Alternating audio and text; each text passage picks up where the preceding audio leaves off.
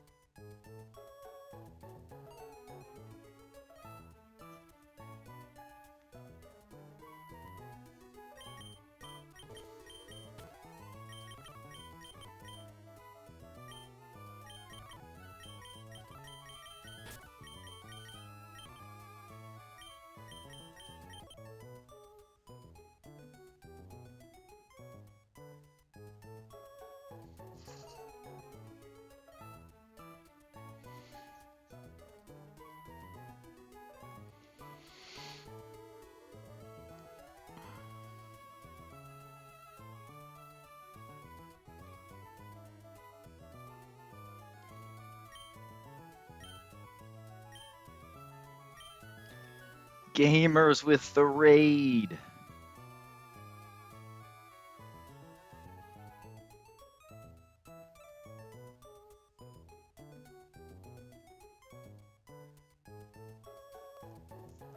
Huge welcome in.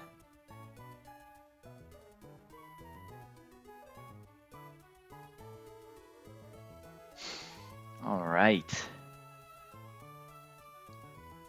Yeah, we got ourselves. We are going to embarrass Winona today. We're just gathering the team before we head in. We've got all the goats for this fight.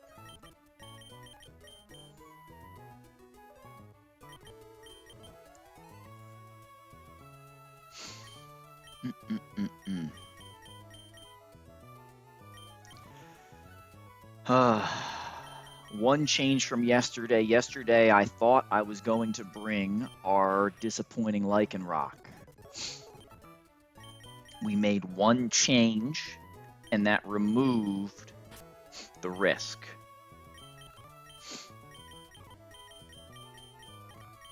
The risk that we got rid of was a crit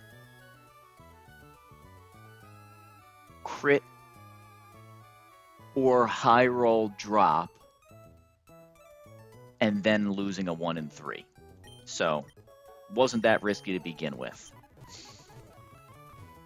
All right, we gotta go find a move.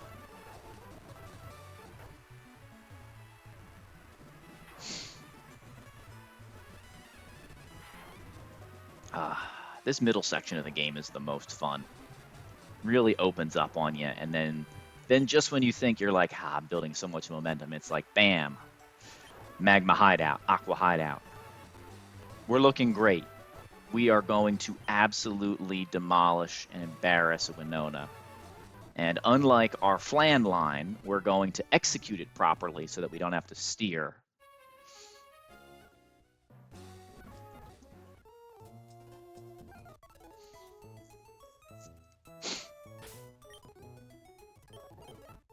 Don't need this, we need this.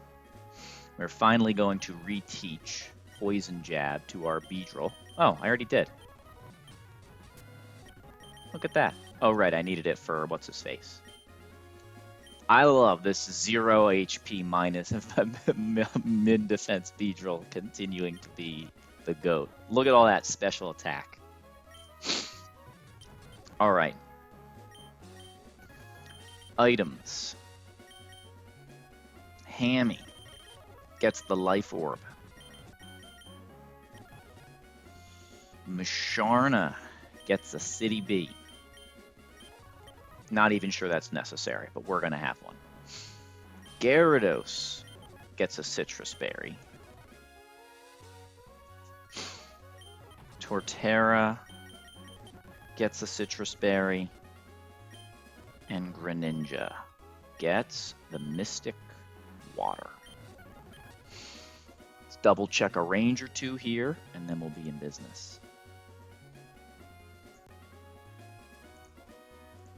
Run this line one more time. I feel very confident, but we always check. Singles battle, nothing. You're good. Yeah.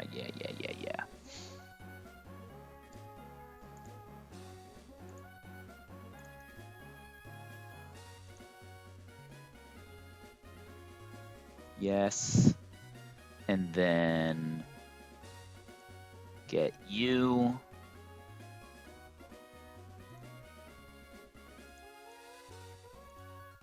Get you. Good.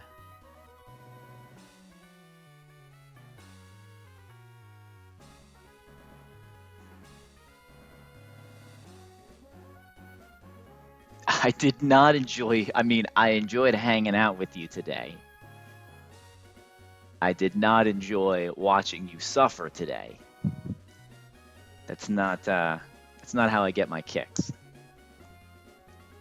I get my kicks out of, although I will say, you won't believe this. I was texting a colleague and your stream was in like the small picture on my phone and you pulled C dot and I instead of messaging your chat, I messaged a random colleague F that seed with no context and then just didn't do anything about it. Killing it. I am a serious professional. All right, let's check this range.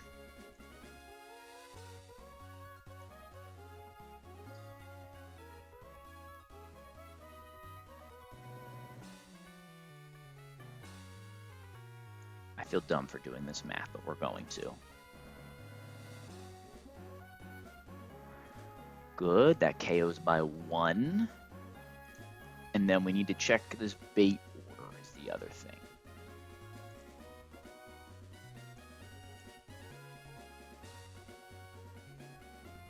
You both outdamage you both don't kill me.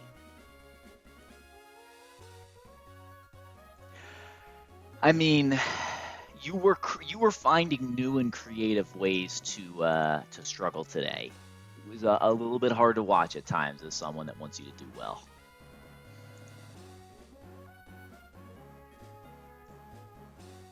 All right, this is the squad. Oh, right. Sorry, one more range to review. If you get hit by that, yeah, we're being ridiculous.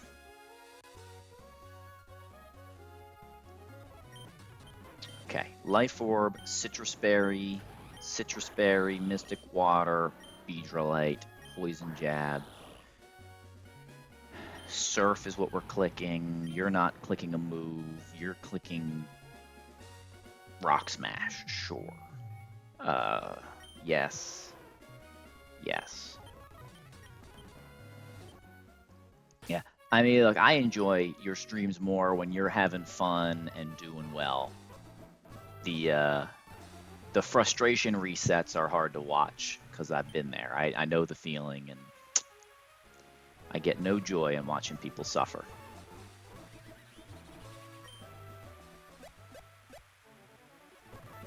I do get a little joy, I will admit this one. The one exception to that, I will enjoy when somebody has a bad plan or messes up their plan, which I've been guilty of both, and then gets hit with something that was, like exactly what they missed. It's why their plan was bad, like they switched into a 50-50 or something, and then they lose the coin flip and they're like, unlucky. There's a lot of bad gaming out here that we call unlucky. I don't know. It's a 500 fight game. If you're losing a single crit, most of the time you're not unlucky. If you're losing a double crit, now you're unlucky. There's a lot of crits to be had. You got to play around them. Except stupid combustion. We're not allowed to play around those crits. The game doesn't give you enough tools. All right, Winona. Are you ready to be ejected out of the club?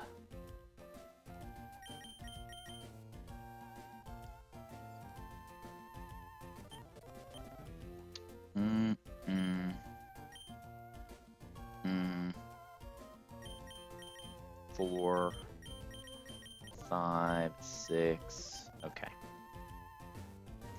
We go in. Always good to start your day with a gym leader, right? That's how you make sure you play your best.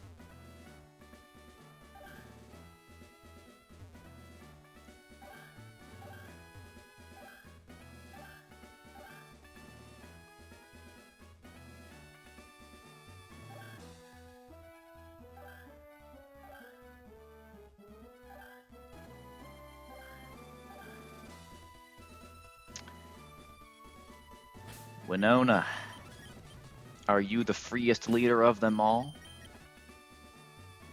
I think you are.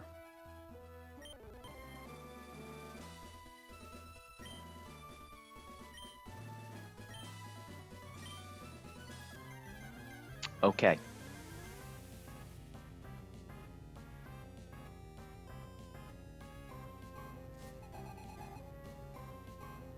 I do. I'm not nervous about this one. We got this one. We lead with Hammy. We get guaranteed close combat. He's choice locked in. We go to our favorite little fetus, Sharna. He has 5 close combats. It's important that he keeps some. He's at -1.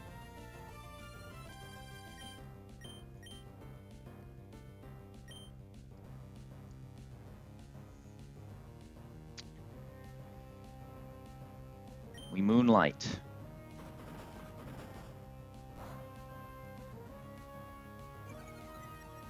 He's at -2.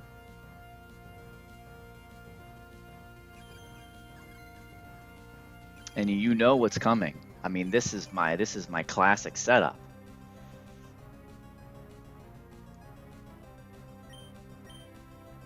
We yawn. We take a 3rd close combat, -3.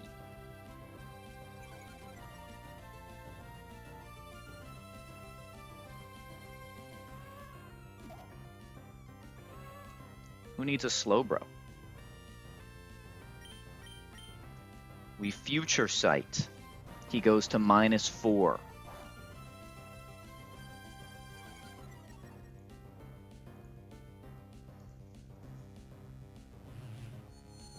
He falls asleep. At -4 defense, so we have a free switch here. He has 1 CC left, so he cannot switch out. At -4 defense, Life Orb, Extreme Speed, Fast KOs. Staraptor, guaranteed sleep turn, perfect control over our HP. I did not come up with that line. I've seen it done with Slowbro. And as soon as I saw it, I knew I must have it. The difference is that Slowbro, unless you get it really early, needs to scale Yawn. Masharna comes free with the box set. Halucha comes in, and you know what we do with fire, with fighting types? We eject them from the club. So long, Halucha. This is not your day. Next, we have a fast kill from Shaman. This is Earth Power. We have an excellent Earth Power switch in. It's Gyarados.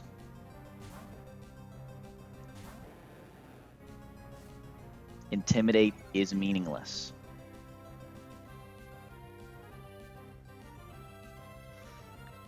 All right. Now, this on Shaman is guaranteed Seed Flare.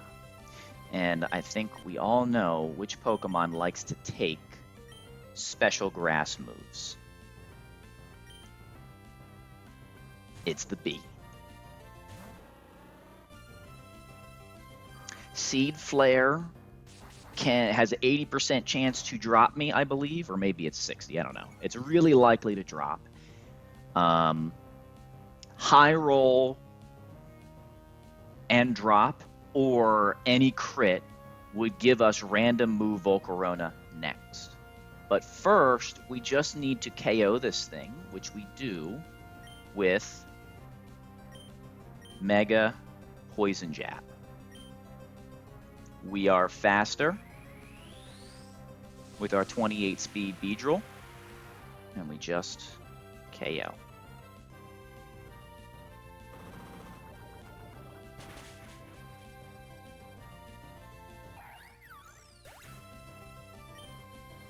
The next Pokemon in is Volcarona. This is where we had a little bit of variance because I don't have a Pokemon that switches into random move and KOs. Everything I wanted to switch into can die to Bug Buzz. Now, I don't believe it can be Bug Buzz, but we're going to check that. So we are -2 Spadef on Beedrill. Bug Buzz max roll is 130 HP. We're at 132. But even if we weren't, we could just go hammy here and get a guaranteed Fire Blast next turn. Because this is Fiery Dance or Psychic for slow kill, we can go directly into our counter. So we U-turn, we break the sash, we do a minimum of 68 damage, and we go into Greninja, which I should not feel less confident about because it cannot be Bug Buzz.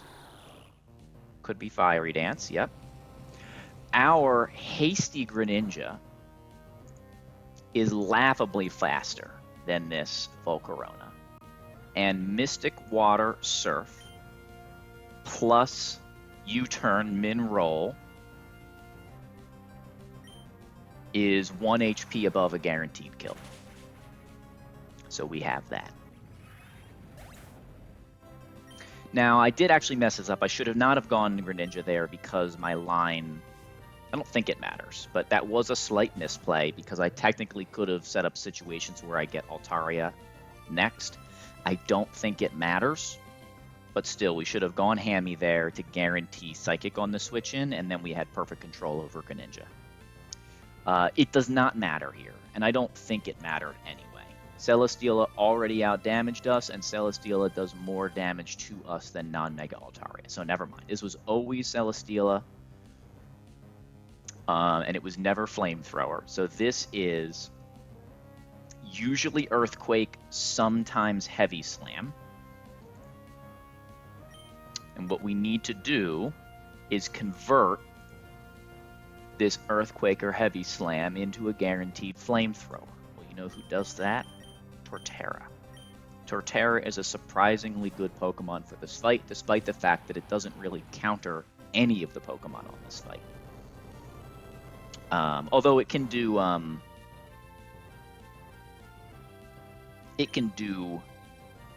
the bird, the lead, fairly well. This is Flamethrower. Hammy takes Flamethrower. Hammy has a Life Orb.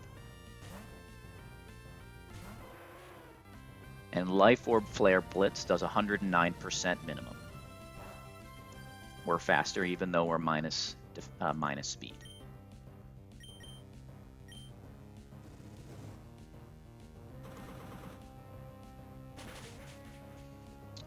And now all that's left is the Altaria. Altaria, regardless of damage we took on Hamilton, even if we had switched into the worst case scenario, which would have been Psychic Max Roll Crit Drop, we still would have enough HP to only ever bait Earthquake here, which is another free switch to Gyarados. Gyarados has a really important job here, which is it has to do two things. One, it needed to be a flying type to get free switch on ground moves, and two, It needs to deal a single point of damage to this while guaranteeing Hyper Voice on consecutive turns. Even our terrible, terrible, and did I mention terrible, Gyarados can take max roll crit and live, and then bait another Hyper Voice after the fact. So for the culture, we're going to click Rock Smash. Definitely the move that you need to beat Mega Pokemon.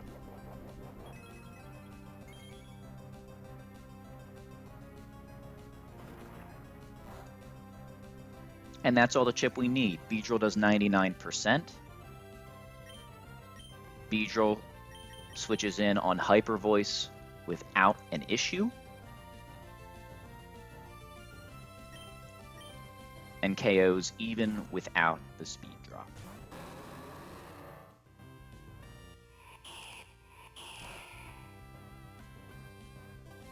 Hyper Voice does do some serious damage, but we were never dead to crit. Now, Poison Jab always kills even without a defense drop. And that is how you embarrass Winona. I wish I could remember the person who showed me the E-Speed lead on this fight, because I'd shout them out. But that's as easy as it gets. Inca Cola 101, welcome in, friend. A rare pre-9 p.m. stream for me. We continue on 2 deaths. The truth is that our box, once we got the Mega B and we got by the stupid Scolipede grunt, our box has been kind of on fire. I just have all the answers for the Pokemon we're facing right now. I'd love to take credit and say the cooks are great, but for Winona Gym, I just had all the guys. You got Hammy, you got B, I got Future Sight, I had Yawn, I had Gyarados. What do I need?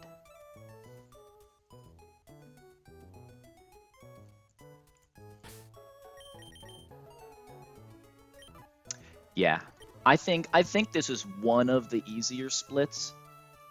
If you take out, who is it? If you take away Choice Band Dragonite from this split, it's like pretty reasonable. Expert Kevin can be brutal, and I always struggle with the darn Golduck, the Swift Swim Golduck battle.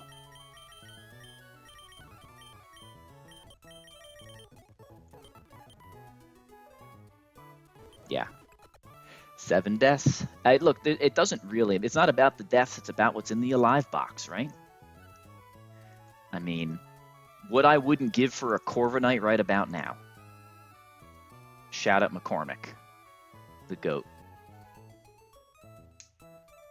Yeah, I mean, look, as much as I'm telling you how great the box is, one thing I am missing very, very badly is a bulky steel type. My bulkiest steel type is this bold 23 defense Togedemaru. This is the thing that is my switch into physical attacks. Nick, you just missed Winona. Sorry to say, you just missed it. It was free.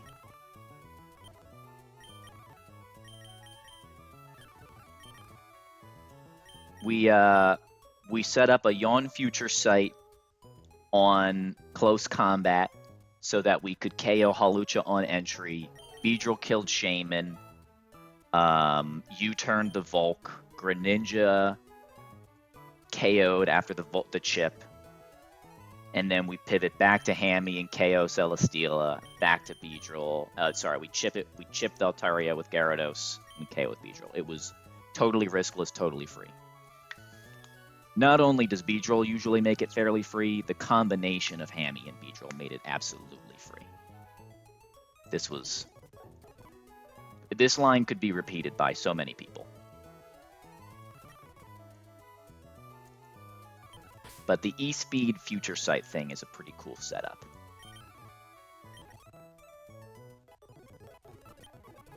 Head Smash. T-Gamers somehow raids twice in an hour. I don't even know how that's possible. Golly is not guaranteed. Peace out, gamers. No, we have do I ditch close combat here? I think I do. Oh, Aggron's good no matter what it is. Nick, yeah, you drop close combat, right? You need Rock Slide. Yeah, I haven't pulled 120 yet. We'll look at the encounters in a second.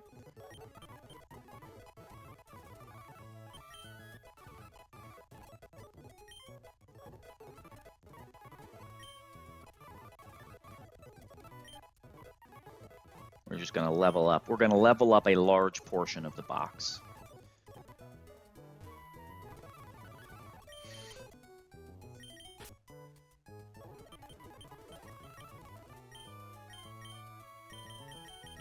Starting to really spill over into box 2 as well.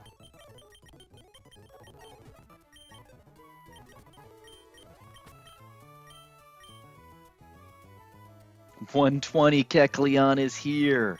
Yeah. Yeah, I think I'm going to play it the way everybody else plays it and not allow myself to delay that. Though I think the delay is interesting.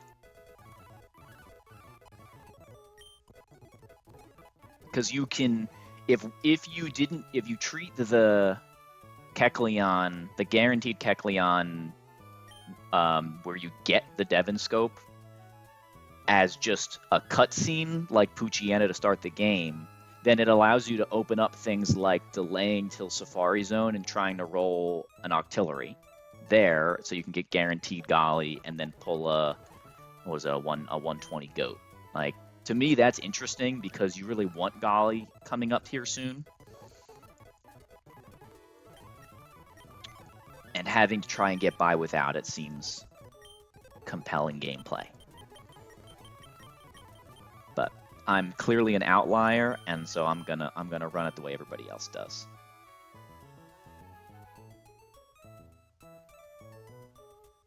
Peace out, gamers. Enjoy your zombies. I'm gaming right now. We're gaming pretty hard. We had a box that struggled in early game and has come alive. Right, it's been well-rounded. It really only is missing bulk, and we've been able to play around it.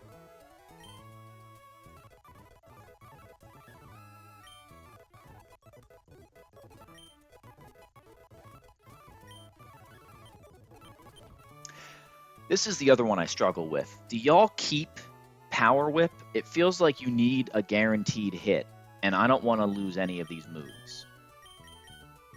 I think I just...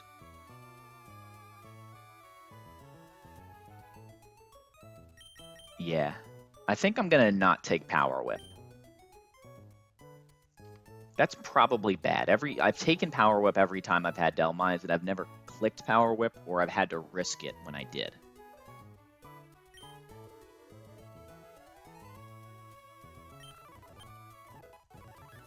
Yeah, that could definitely come back to bite me, but we live with it.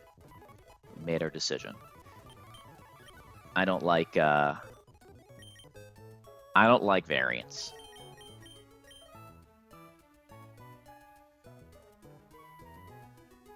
Well, I already don't have that. I'm typing hard.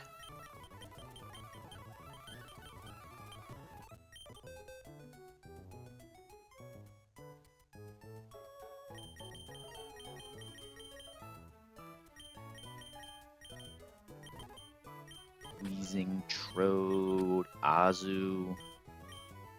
Oh, I'm excited for Azu. I love this guy.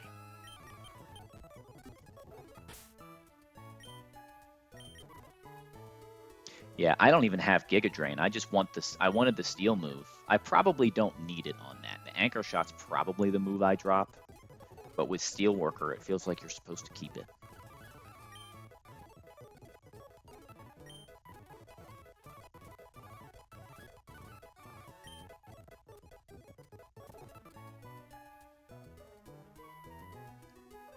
Oh, yeah, yeah. That cost us a demon anyway because of the quick claw. So you're like, yeah, you needed Power Whip to like get it down to sturdy so that you could get the guarantee. Delmise is like the only thing that counters that stupid Costa well. I almost always just end up risking the quick claw on it.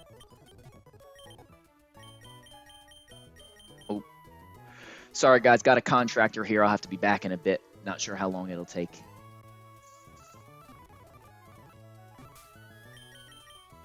Hey, Aquino. Absolutely gamers. Aggron usually beats Encino. But, alright, again, I'll be back. Watching T-Gamers Gaming. True.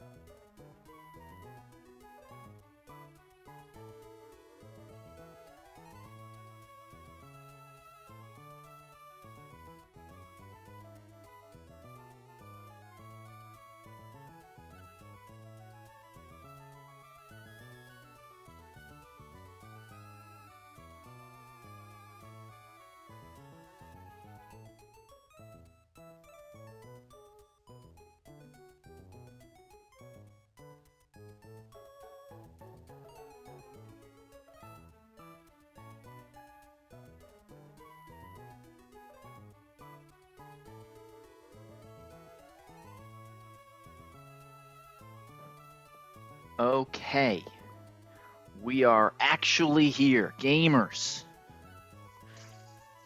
Not sure if you're still in, but I see you wrote me some messages, so when you get back, I'll respond. Here we are.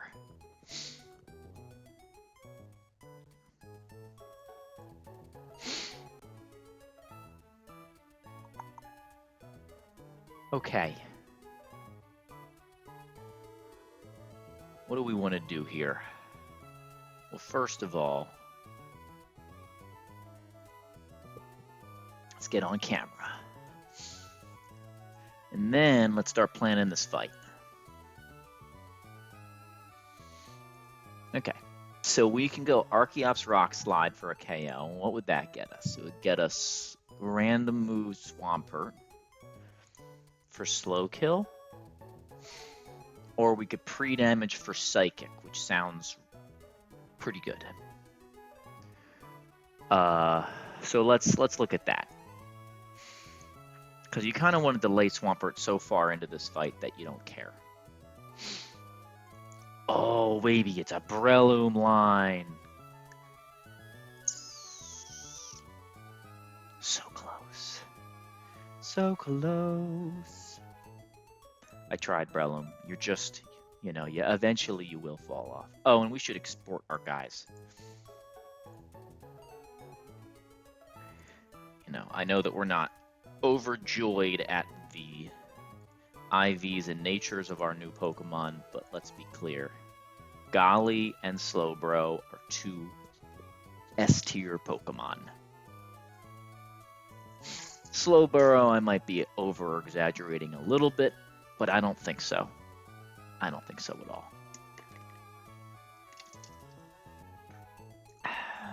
Our Kecleon is good, plus Spadef on Kecleon is exactly what you want to see. Everything else is just fine.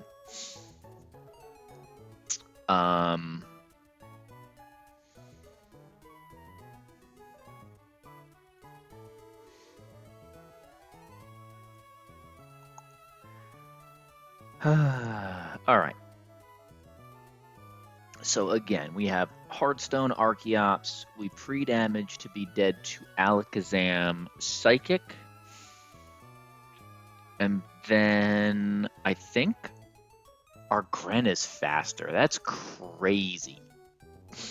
I didn't know you could be faster than a timid Alakazam. So Gren can come in and click Fling Surf, which means we have guaranteed damage here. Gamers, you still online?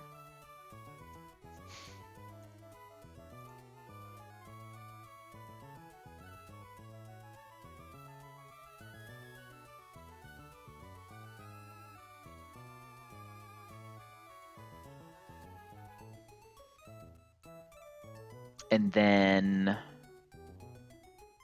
so we KO Gren. With Gren, we outspeed everybody.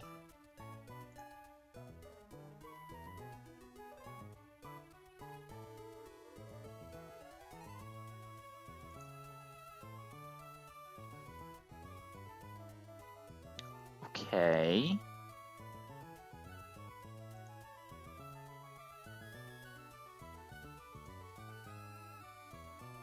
So I think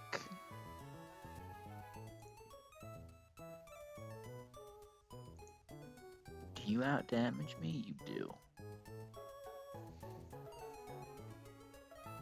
So maybe we don't do the Gren thing. Maybe we flinch him.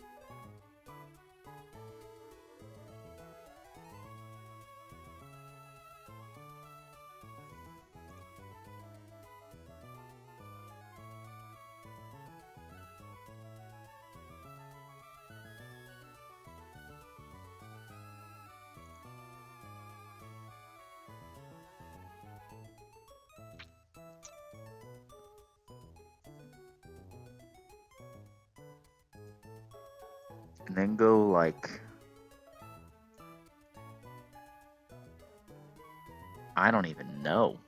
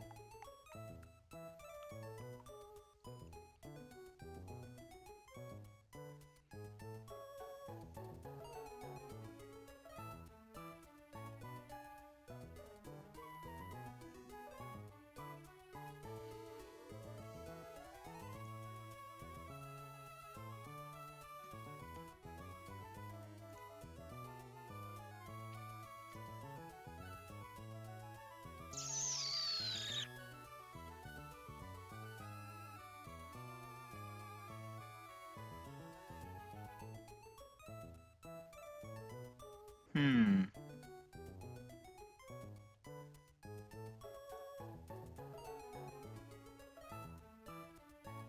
Alright, so we can get Draco Meteor or Body Press out of this guy. So let's just say we go Azu. And on Azu, we just heal up as much as we want.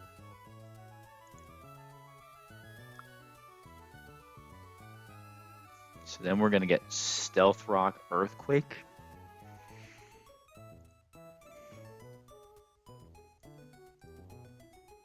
On Stealth Rock Earthquake, we can go to Goss.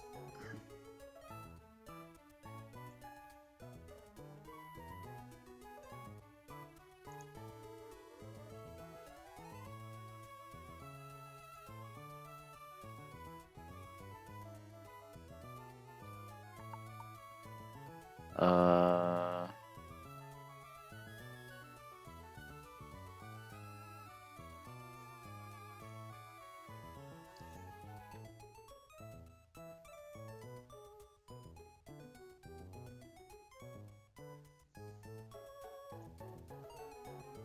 oh, come on. We kidding with this?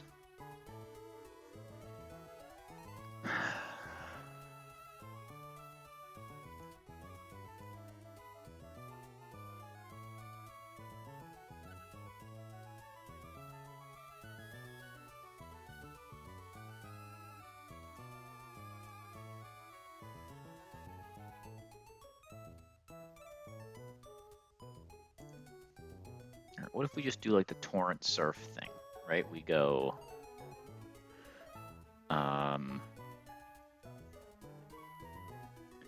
Mystic Water lead, KO Driftblim, get Show you KO. That's crazy. Show Duraludon KO.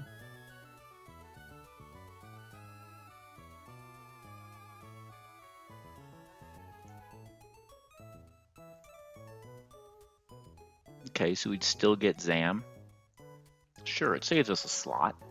So Gren comes out.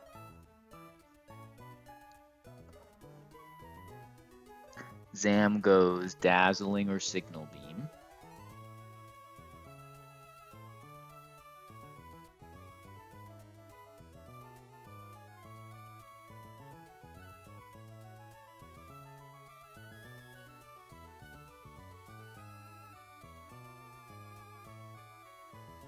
Doesn't feel great either.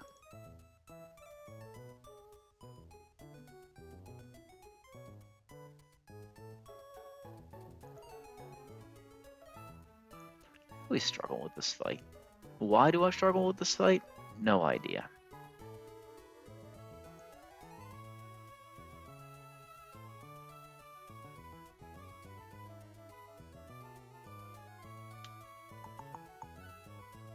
Okay, I don't like that either.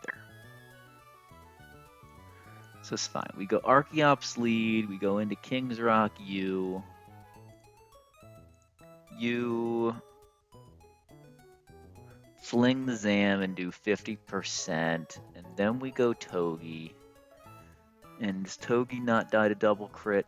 62 and 37.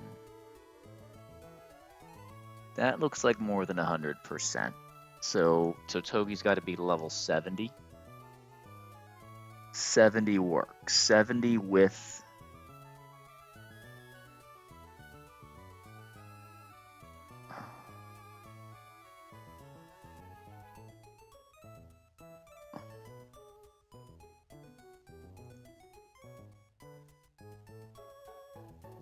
a silver powder? Not a silver powder. With a Lumberry. What's up? Oh, well, hey, I'm glad he made it out. Masharna has trouble getting out of that fight alive, so that must have been a good job. Welcome back, gamers. I saw some of your messages, wanted to respond when you got back. One, happy to teach you anything. I don't think our skill levels are all that different. I just think I have finally gotten patient on my run, and I'm willing to spend the time to figure out the details. Like, I think you know this game pretty darn well. Um, I hope that you start accepting some of the other Pokemon. You're a little focused on Togedemaru and certain other, like, I mean, they're Goatmons, right? But you've seen this run have, like, unlikely heroes, I guess we'll say, right? The Breloons, the Tentacruels of the world, right? These are not the guys you're looking for, but they can make a pretty major impact.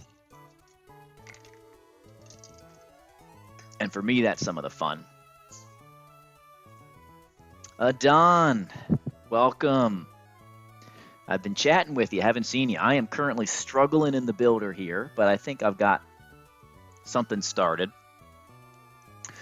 We're going to pre-damage Archeops, KO this Driftblim, and then we're going to get fast kill Psychic from Alakazam.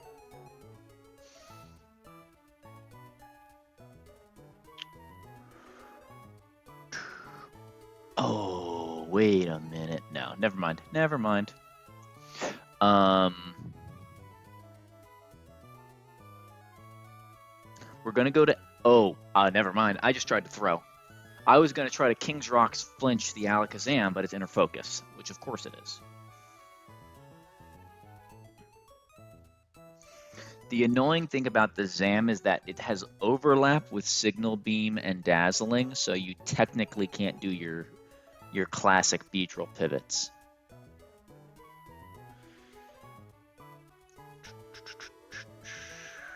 Do I have anything that baits a move I want?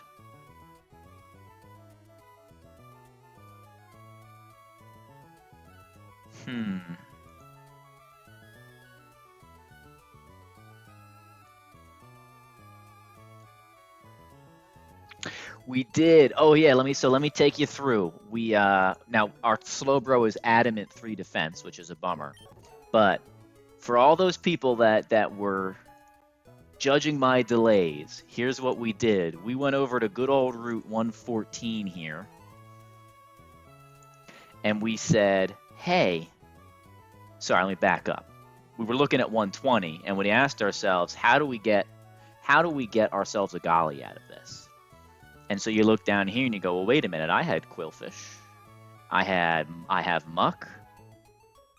30% Wimpod, 20% Slowpoke. That sounds amazing. Let's run that. But I like to delay. So I'm thinking at my other delays, I was looking at 118, I'm looking at 114, and I'm like, I've been delaying this fishing encounter the whole time because I want guaranteed Slowpoke. But maybe we just come over here and we surf up 60% Slowbro Slowking. We already have Gyarados dupe, and we live with Clawitzer, right? Even Kingler's are really good Pokemon. So I look at this and say, okay, 7 out of 8 times I walk away with something great. 6 out of 8 times I walk away with a Slowbro and a slow something and a guaranteed Golly. And we hit the high roll. We hit the 37.5% Slowbro, gave us the guaranteed 120 Golly. Our Golly is even worse than the Slowbro on Nature and IVs, but we're cool with it. This is a great Mon. Even this version of it is a great Mon, so we're down. We have what we need. All we got is all we need.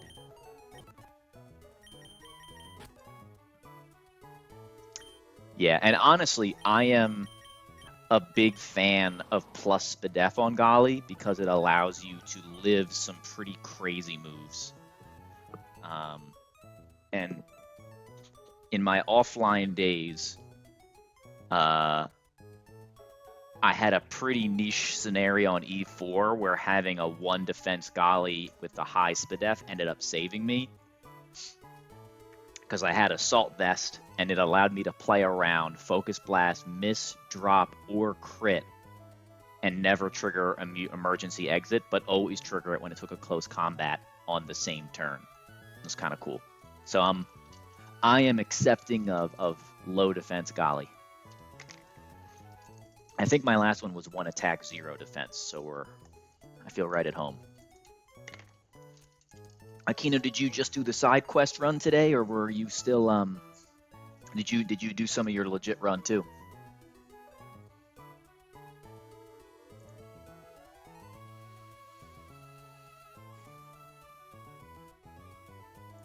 All right, I officially hate my leads. So let's try to find something else. Usually what I would do here is I would lead with Electrode and Life Orb and KO this Briftblim, but mine doesn't do it.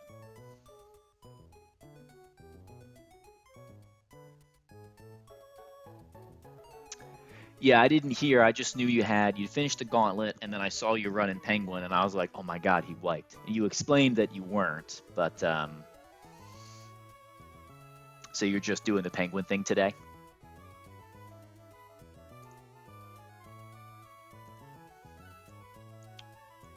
All right, let's try Galvantula. Yeah, you've got a really good looking box. You should be excited. If you guys haven't checked out Aquino, he just got through 114 Gauntlet. He's got some serious guys in the box. He's got the Mickey Flame. You got a Beedrill too, I think. It's gonna be good. Gonna be real good.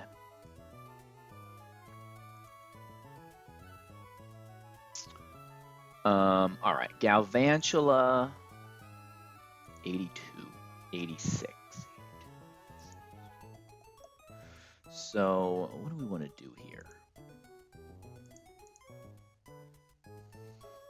So we can get Psychic from you, which is the same thing as our other guy. So that seems stupid.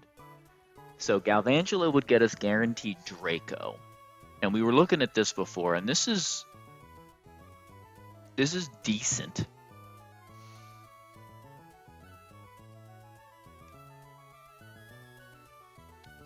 If we get guaranteed Draco, we can KO with Earthquake. And then when we KO with Earthquake... Oh, Babiri Berry, look at you. Look at you, Alcremie. So we take 40%, and we're going to be dead to random move Swampert. And he's going to be slower than us.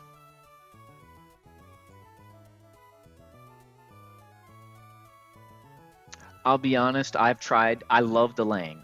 I've tried to delay that Gyarados over and over again, and the truth is that Gyarados is just better than almost anything else you're going to get. Unless you just don't have normal resists, like they died somewhere along the way, I think you're going to be hard-pressed to find something more valuable. Aggron just ain't that likely.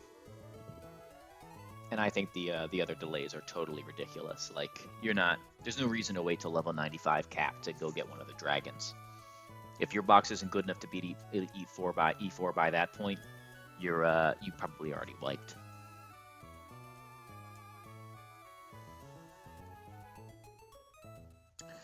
All right, hold on. I think we just got an idea. So if we take a Draco, no. If we take a Draco Meteor on Turtle, oh, you don't KO. So it'd have to be Life Orb. So if we take Draco and we drop down to -2, so we take 30 and 60, and we would take 10. I think we would live on like 1.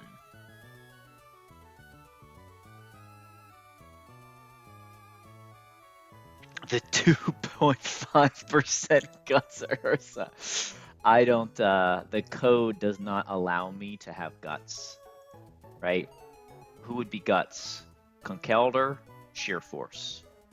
Obstagoon, Reckless minus Attack. I don't even get Guts Tyrogue, okay? That's why I have an Iron Fist Hitmonchan. Even my Tyrogues are steadfast. I get Reckless Lee and Iron Fist Chan. So get out of here with your Guts Bear. I don't even know what that means.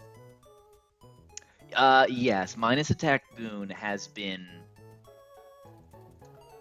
the just barely guy of the run. I have been trashing on it the entire run, and deservedly so. It has some ridiculously pathetic showings. Like as a Lanoon, it couldn't with black glasses. It did like less than a third to Shell's Slowbro. But it clutched up on CRR.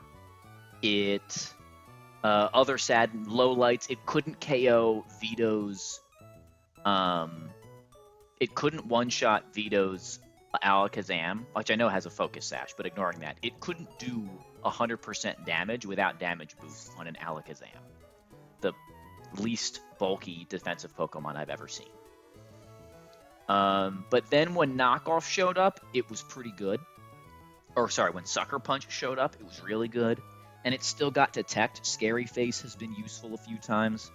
I have not used it since I got another Dark type, but I had one Dark type for a lot of this run, so it was useful. Yeah, but I mean, I'm using Togedemaru as my Detect bot, so it's only made one appearance as Detect bot. I played the majority of early game with no Protectmon, and then only had one split where Goon has Detect and Togedemaru doesn't have Spiky Shield. So it's been kind of silly. Kind of hard to believe I forgot that there was no... Oh, yeah, 100%. This Ursa's pretty good. It's hasty, 25 speed, 30 attack, but it's unnerved. Yeah. Guts doesn't exist. If there is one truth... Well, there's one truth in my world, and that is getting Greninja on my Petalburg delay. That is my 100% encounter lifetime. 2 years in this game, 7 Greninjas. Next to that, Sheer Force Conk in Altering Cave. I have never gotten a static Magneton there. I've gotten like 4 Sheer Force Conks in Altering Cave with a static pull. I don't get it. T-Gamers, you would have reset. I've gotten so many Conks there. I dodge the Guts, yeah. I've had like one Guts Hariyama. Like Makuhita is pretty common. It has 2 early game locations. I've had 1 Guts Hari. I've had 3 Guts Conks, maybe 4. You know, I've probably had one of those 2 Pokemon in 100 different runs. Just it's not for me. Although I think Thick Fat Hari is really good. That one doesn't even bother me. Alright, what do we do here? We actually do need to do some of this fight. This fighting stuff.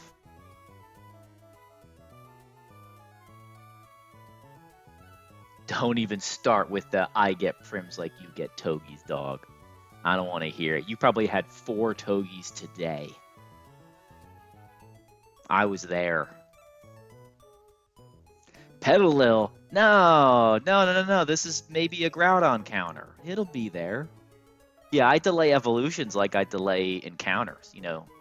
Not only do I not evolve things, but like, you may notice some of my, like, Wordy are still level 65, Nidoqueen's still level 65. Like, I don't know if you guys have been to late game yet, but Moss Deep Gym is so hard that I just stop leveling up Pokemon. That's my, especially if they have Fake Out or Detect. I only level them up when I have to. Because it is so important that you can show a kill on a turn when you need to show a kill. And sometimes it's just some garbage Pokemon switching in and being dead because it's level 70 when the level cap is like 85.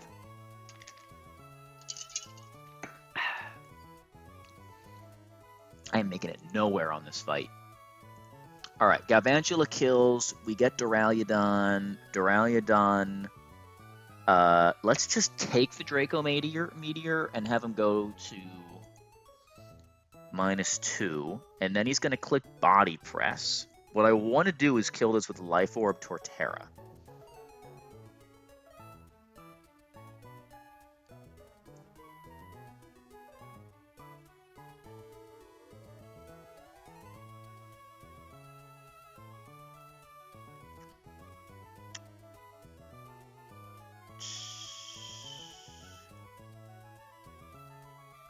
Maybe it's not even life orb. Are we really going to let rocks go up, though?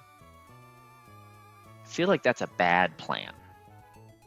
We just need to figure out a way to solve the ridiculous Alakazam.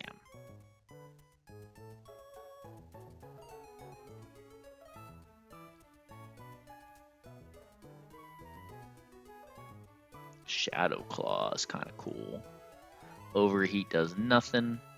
Honestly, this Pyroar has disappointed me. I have a max speed Pyroar, and it's come to like 3 fights. Yeah, you missed. I mean, I did Winona at like 5:30 this evening. My Winona was boring's the wrong word. It was uneventful. I had a riskless Winona line because I have Beedrill, I had Hammy, I had Future Sight, and all the support guys I needed. So I just like went online, did the fight, moved on, and then we're supposed to have some contractor come to the house for like 15 minutes and give us a quote. But of course, 90 minutes later, my ass is still listening to a hard sell in my kitchen, wondering what I did to deserve this. B is in my box. Top left, it's right here.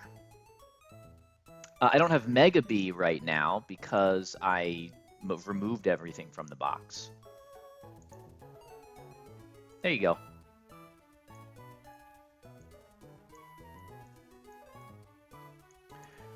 All right. So we're back to getting Alakazam second, and we are going to find a way to defeat this Alakazam this way. We need to use special moves.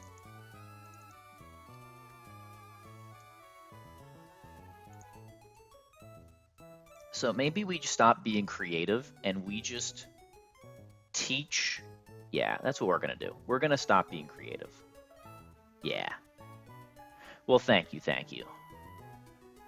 We're gonna not play the usual like let me perfectly plan out my line thing, and we're just gonna do a Persimberry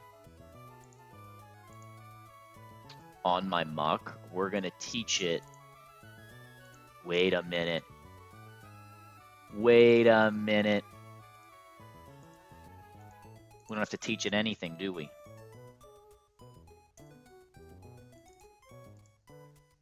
Embargo to disable Focus Sash is kind of hilarious, but we're probably not going to do it. The reason we're not going to do it is that we need to guarantee break the Sash in case we do somehow get like double Signal Beam into double Para. So we're going to teach this hidden power, whatever hidden power it gets. But we're going to assume we're going to KO, and then when we do, we're going to get Swampert, right? We're going to get Swampert. And we should get Swampert no flip turn.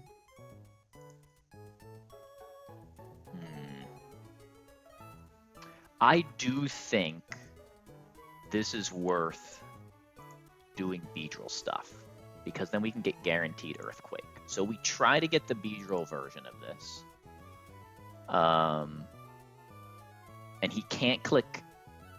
Can he click counter? I think he can click counter on me.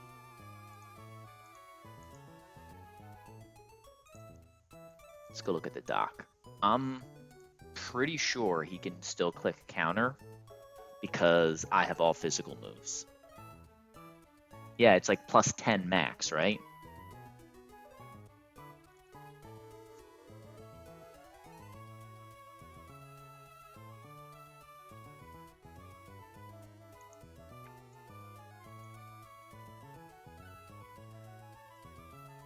Counter plus 6. Oh, nice that they added that. That didn't used to be there. Neither did all of this. What the heck? They add stuff to the dock. Like, just kidding. The way you've been playing this game all along is wrong.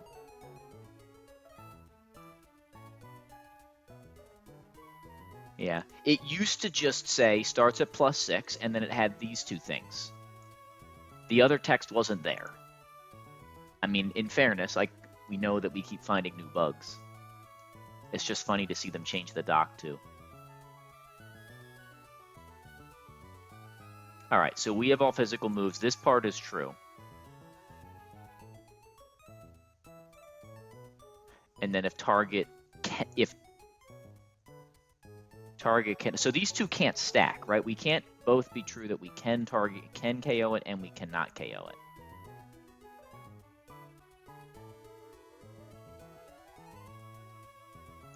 So isn't it just +8? If target can KO Amon, Aimon, and Amon is Foch. So we start at +6.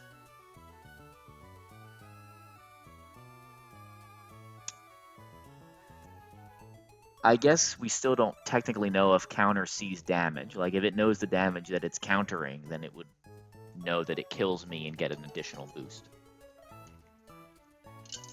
So we're just going to assume it can click it instead of trying to get cute with the AI. So we're going to come in, we're going to click Hidden Power something. Literally anything.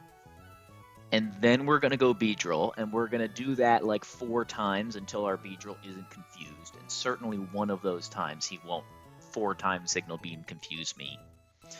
Then we KO with U-turn, and we go back to our Muck. That should be dead to never be dead to flip turn, but could be Liquidation, could be Earthquake.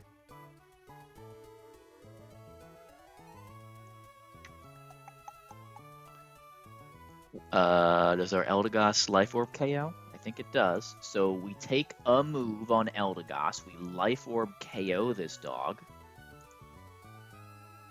And then he's going to bring in Duraludon. Duraludon has Heavy Slam or Draco. We don't care what it has, if we're being entirely honest. Azu can just sit on it. The only problem with sitting on that guy is that he eventually will be close to dying. So I'm also not really sure. Hold on. We could be minus, I forgot about this. We could be minus defense or something, not defense. So Azu comes in so that he can't Dragon Tail us.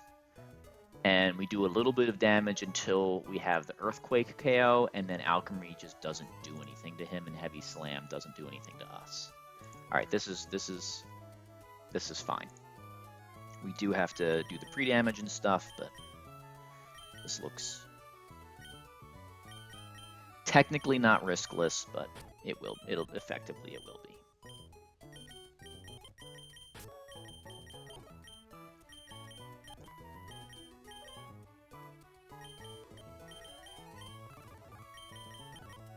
Okay, Eldegoss.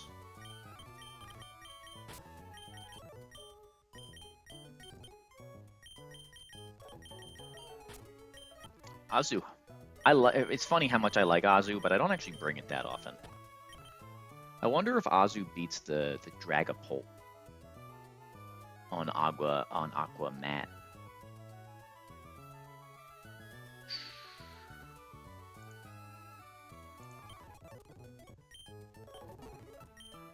I need my Life Orb.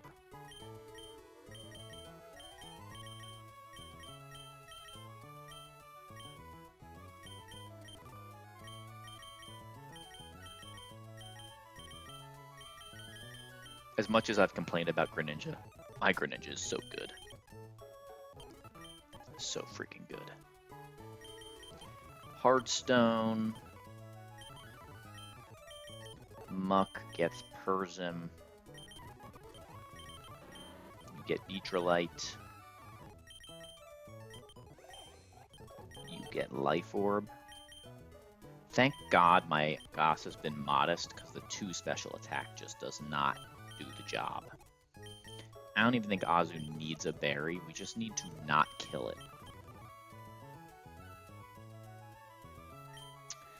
Oranberry, Citrus Berry. I don't think it matters what the heck you get, right? And we can probably just give you Soft Sand. Yeah. It's fine. We'll give it a citrus berry. Azu's doing chip for us.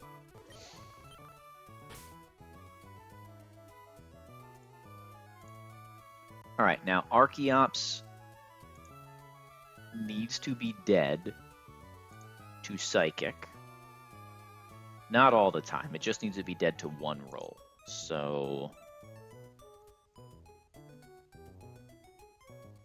not that it matters. It actually should not matter.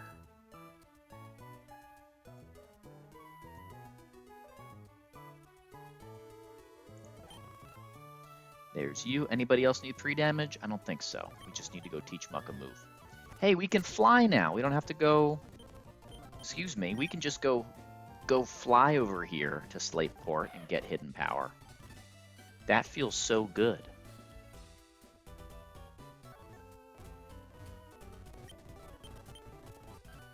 Let's find out what Muck's hidden power is. Hidden power water. Huge hidden power water in the rain. The tech. The tech. You say that every day. Every day. Sometimes more than once a day. I hated this box. That's not true. It had a Beedrill in it. True statement. I dragged this box through some of what usually is the easy part of early game. You do, and I show up every day to stream all the same, so, you know, we're in this together.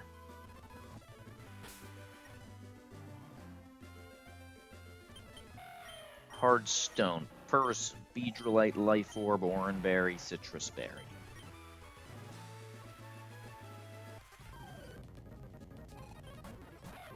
Okay. Again, in the rain... Rock Slide. Unfortunately, Power Gem does not KO, so I have to click the Rock Slide. It's fine. Not mad about it. Zam comes in. We get Muck.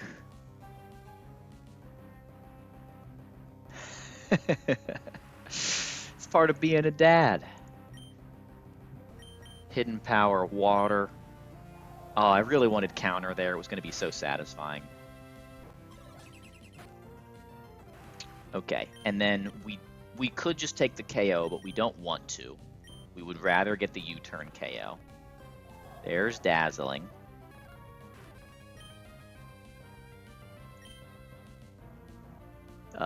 We are faster. For a second, I felt like I didn't check that, but I did. We go back to Muck, who is slower and dead. This is usually Liquidation. We live... sorry, it's usually Earthquake. We live max roll crit. We are now faster because of Cotton Down, and we KO through Rindoberry with Life Orb. Azu doesn't care what Duraludon clicks at any point. That's actually the worst move to switch in on. But we give Draining Kiss. Didn't even bother having the bulkier berry. And then that Duraludon, I don't know why I'm pronouncing it like that. Duraludon took 34%, and we do 90 with Excadrill. So this is absolutely... we take 10% or so on this Heavy Slam. We KO. We're faster. It took me a minute to figure out the Alakazam and the Swampert. And then, even though this guy is Babiri Berry, we're going to click Iron Head because we would like to make him flinch just for the culture. Disappointment. Another Iron Head always kills. Easy peasy. We have Fly. We use Fly.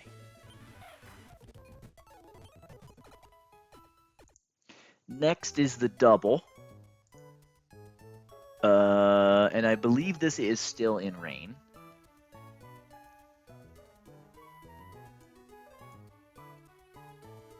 Two trainer double. The first 3 Pokemon are on trainer 1, so the lead here, and then the fighting types are on the other guy. So typically what you want to do is KO the right.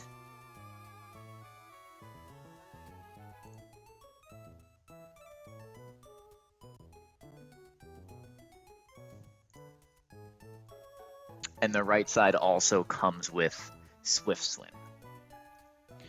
We've just did the last 2 fights in rain. So there was weather all the way on the way to Weather Institute, and then there's rain coming back down after the Kecleon.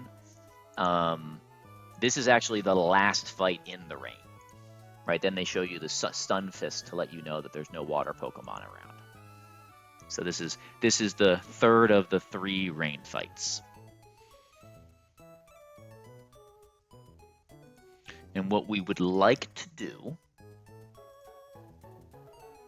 looks like Raptor might do it. What we'd like to do is set ourselves up a Tailwind, ideally, so we can sweep the right. The difficult part there is that you have to make sure when you set up Tailwind, you still show... actually, in this case, I don't think that my Raptor's dead to Metagross, so we're kind of okay. Metagross is clear body, so does not matter. Oh, we do have to prevent Protect on Lumberry Sock.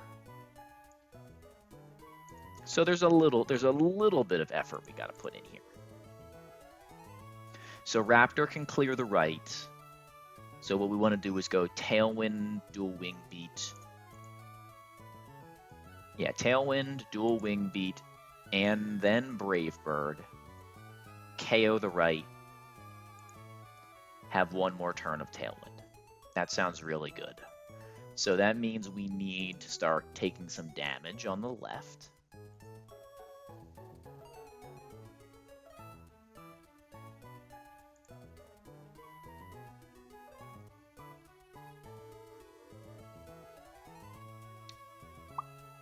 So I wonder if we just go Togedemaru. Sock see any kills over here? No, not even without the Intim.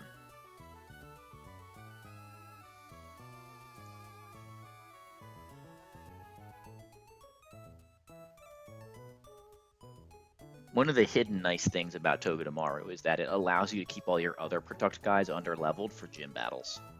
Because you kind of need to, you naturally end up having to level up Togi. Alright, so Togi can go...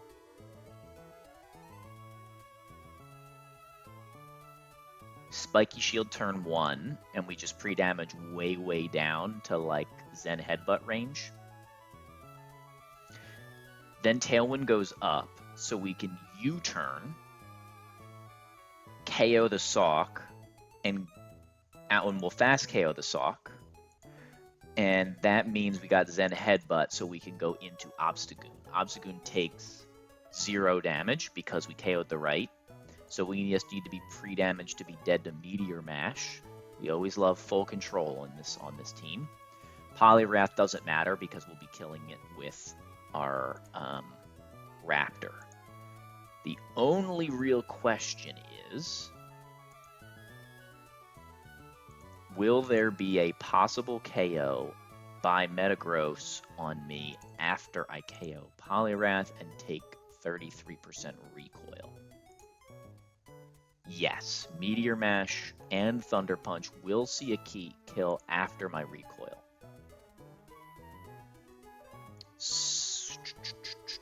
So,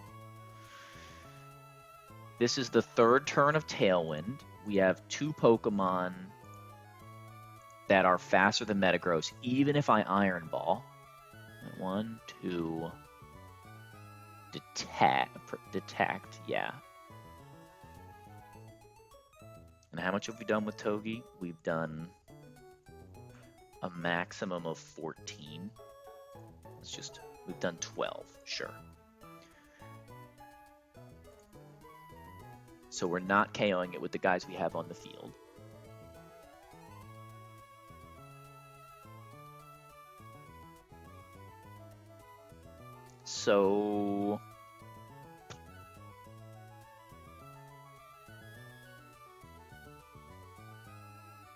So we need to switch into something that can kind of dunk on Metagross, which is hard to find. High Horsepower does, but it's our last turn of Tailwind.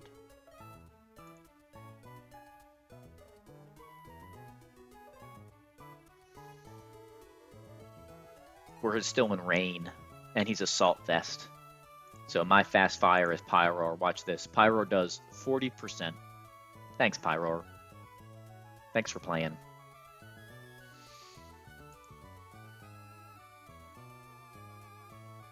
It might be King's Rock Flinch stuff again. Honestly, that might be better than Obstagoon, now that I'm thinking about it.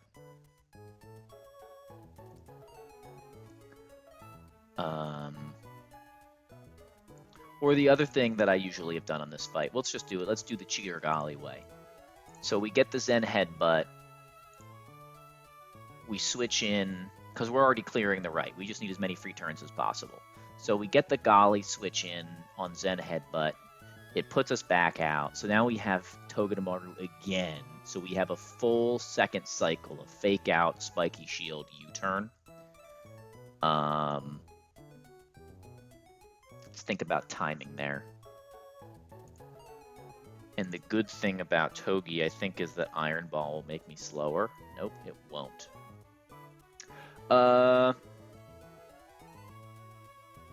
Tailwind turns matter here.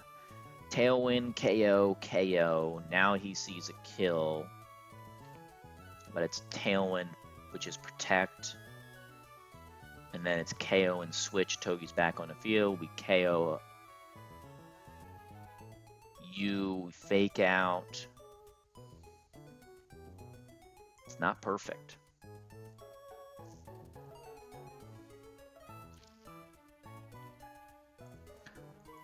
One, two, three. So go to you, then go to you, then get Togedemaru back. And you might be wondering, like, what's the point of doing all this effort on the Togi? The point is that you want to set up a sweep of the back.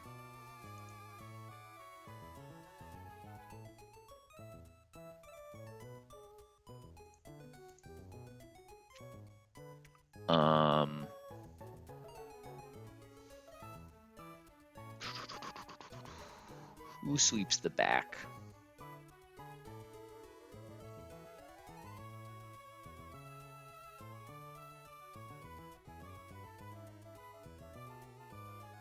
Usually I feel like I end up liking Barraskewda for this. Where's Barraskewda? Kingdra's not Swift Swim.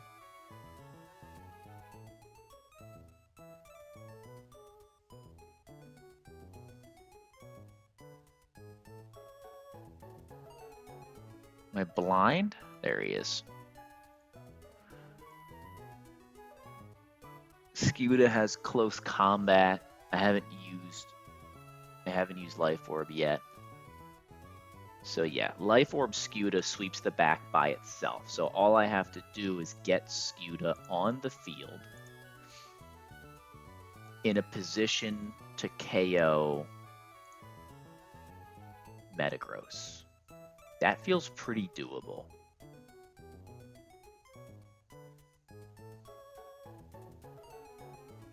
So again, turn 1, Tailwind. Turn 2, Dual Wing Beat. Turn 3, Brave Bird. On the other side, turn 1, Protect, showing a kill to both. Turn 2, Switch, take a Zen Headbutt, bait Meteor Mash. Do you just take the Meteor Mash switch in? You do. Togedemaru can just switch back in on Meteor Mash, which is kind of insanity.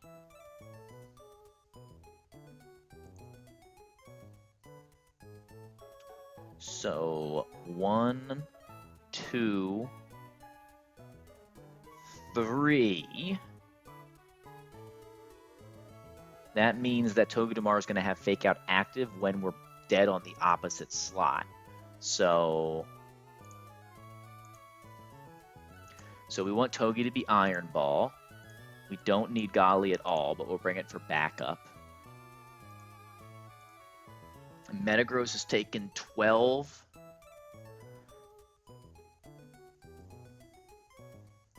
can still in Tailwind U-turn on this guy. So he's taken 12, 12, 12. He's taken all the 12s.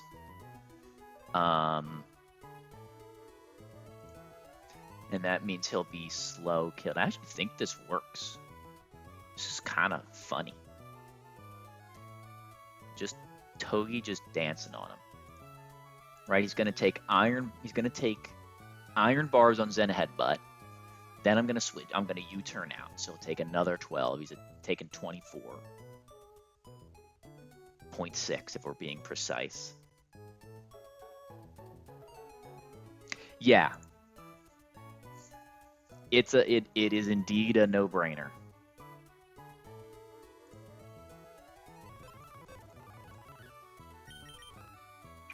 Okay, one thing we do need to make sure is that we have our Togedemaru at the correct level in the calc.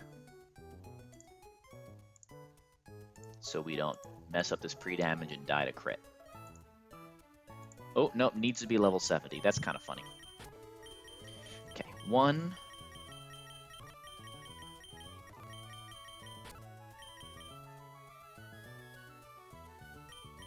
2... Raptor has come to so many doubles fights. Usually you're not supposed to bring the Intim guys, but this one's built different, as they say.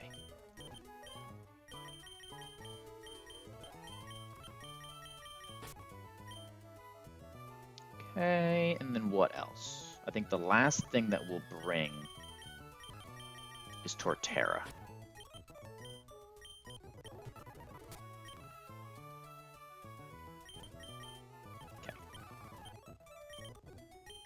One, he needs to be level 70 Togedemaru. How about you? You're level 60. And let's make sure you're not going to level up. You're fine. Okay. Raptor gets...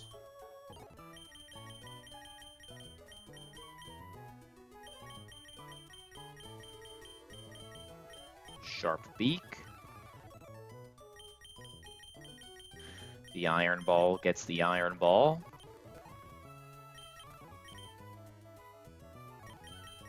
Belly Drum doesn't need an item. Barraskewda needs the Life Orb. God, Life Orb is so good. I just had the Life Orb on somebody. I probably put it back in the box.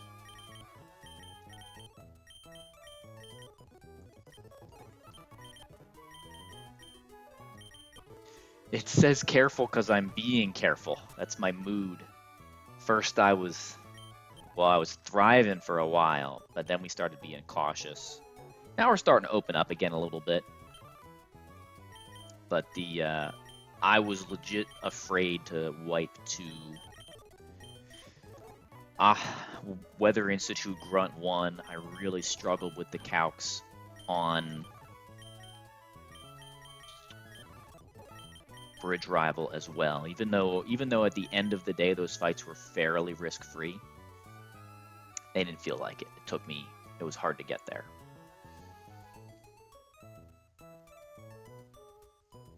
Alright. We have not actually fully cooked this fight. We have just kind of decided that Togedemaru is good enough. So, level 70 Togi at precisely 53 HP will be never dead to Meteor Mash, Meteor Mash crit does 52.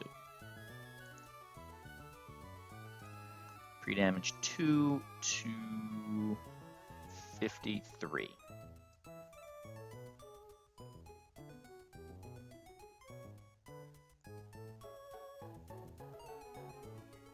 If I could spell.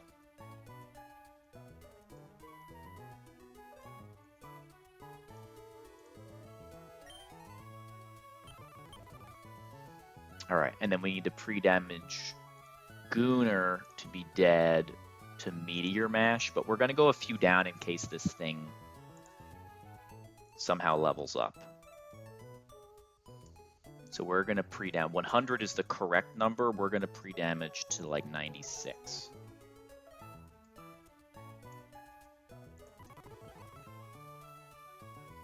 Yeah, that looks good. We're not going to pre-damage Golly. We're going to make sure we have the right moves on this guy. Yeah, poor Golly not getting Leech Life is sad. Is it that important? Probably not, but it feels bad. That matters too.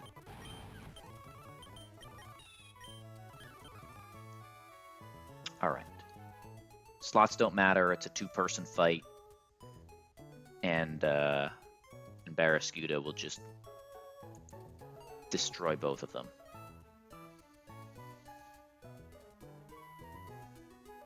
Okay, we have Iron Ball for the speed tiers, right? We do.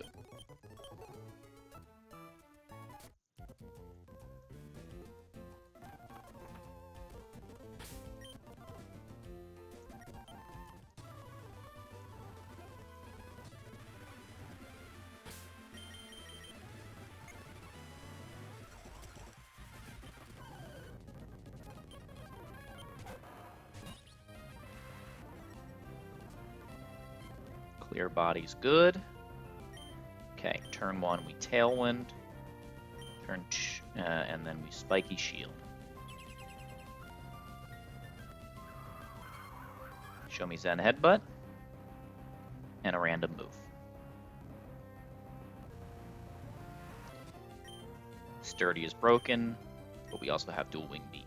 Now that Tailwind is up, Togedemaru is faster with Iron Ball than Metagross, so we U-turn. Metagross does not see a kill on Raptor, so it's okay that our speed tiers are imperfect.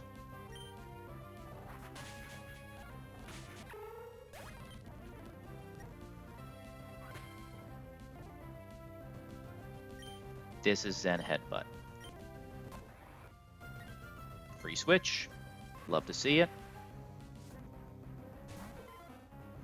Now we're in Tailwind, so Poliwrath is just dead to Brave Bird. Meanwhile, Obstagoon is dead to Meteor Mash only.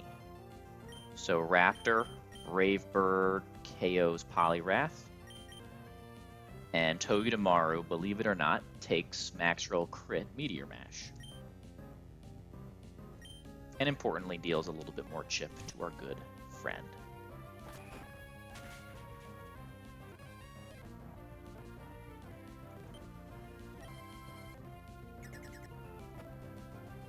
Terrifying. Good job, Togi. This is the last turn of Tailwind. Togedemaru is still faster from this position. But it also doesn't matter, because we're going to fake out and go Barraskewda.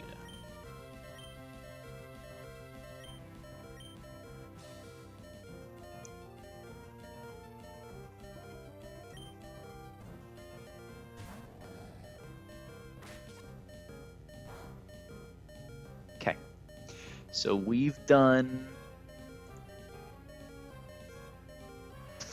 call it 40%. Our Life Orb boosted Barraskewda does 57 minimum, so we usually KO. Where's my Lumineon U-turn? Lumineon U-turn is back in the box 114 at Brawly. Shout out to Lumineon, who made our Brawly nearly riskless. What a homie.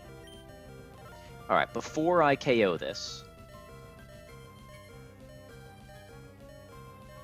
let me just check once again. Close Combat KOs Ursaring, and Liquidation KOs Zebstrika, and we're faster, although Tailwind still being up.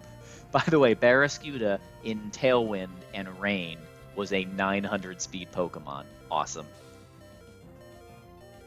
I know, yours was like Pursuit. It just needed 3 high rolls or 1 crit on the high crit move. Your odds were pretty good. Alright, we Liquidation Metagross, and we Spiky Shield. He should be guaranteed KO into Togedemaru because we're Iron Ball and Tailwind's up, right? We click Tailwind 2 flying moves and switch. So Tailwind is up, even though I didn't pay attention to the text. He did not want it. That is a true statement. You know what I didn't consider?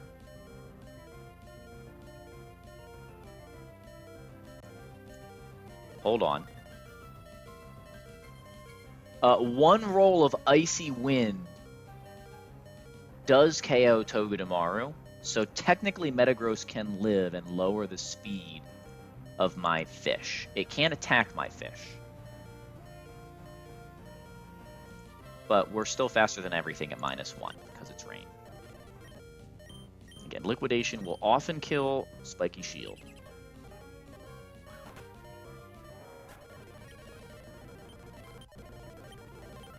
Belly Drum gains a level. Close combat kills here. Bring in Torterra for kicks and giggles.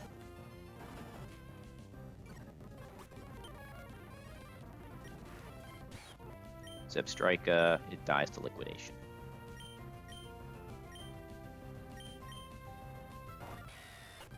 Okay.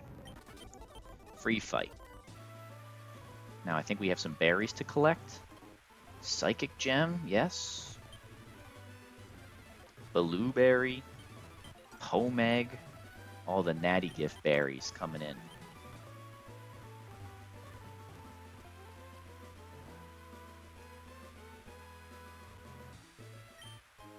Found our heart scale. We'll have to take that. And then isn't there something like... Oh, it's that. Bug Gem. Yeah. That's it. I don't think there's anything up here.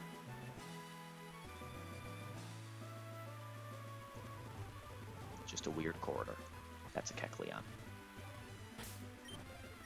Any flying types in the house? You're a flying type. Oh, Lumineon. My Lumineon did clutch up. It hit the bounce. Candy Lumineon. The classic way to get through Brawly. That's how they draw it up. This really has been the run of misused resources. Candy Lumineon.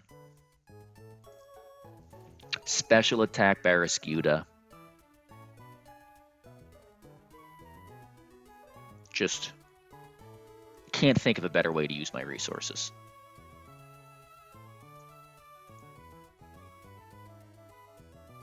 Alright, typically Torterra just beats every Stunfisk. That's true for this one as well. We just have to Miracle Seed. Woodhammer. Okay, Miracle Seed, Woodhammer. And then we definitely outdamage the Chansey. We show Slow Kill to you.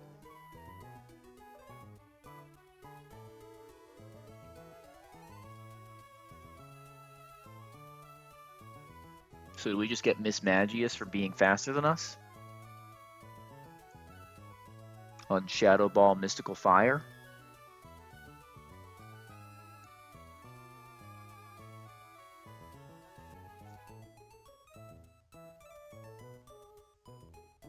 No, if that's the case, I think we just go into you and we go Flamethrower, Overheat.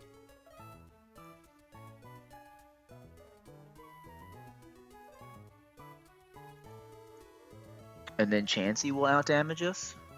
Oh, if he Mystical Fires, hold on. If he Mystical Fires, he can lower my special attack and make this hard. So we don't really want to do it that way. Okay, so we just switch into Miss Magius and we knock off with Muck. Great. And then Culber Berries, interesting. And then we'll get what?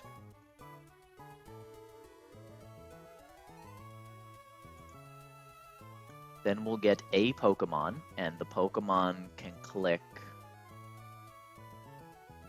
So I don't think either of you are going to outdamage me most of the time. Hold on. You will. Shadow Ball.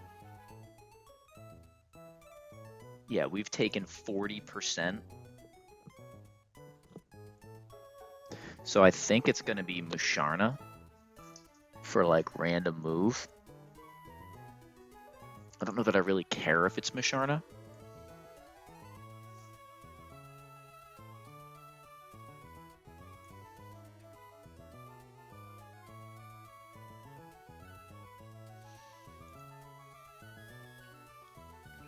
Little first impression action. Could be fun.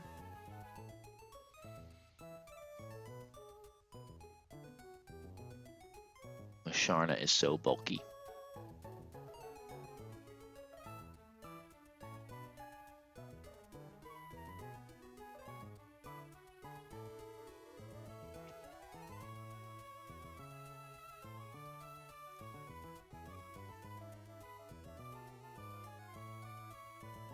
Okay. So I think we just do the U-turn thing with Beedrill. Yeah, be pre-toxic, U-turn twice. And then Chansey's going to come in, and Chansey, well, we've U-turned. So what just beats Chansey? Double Edge? Silk Scarf Double Edge. Just take a fat 50% recoil. Yes, please. It's one way to do it. But we all know that if you have a choice between using Breloom and using Ursaluna, that you're using Breloom. That's just objectively the right decision. Breloom takes no recoil. It's just a better plan. And then we'll bring you in the back just in case, and we'll bring you in the back just in case, and we'll give you both Lumberries. Sure. That sounds great.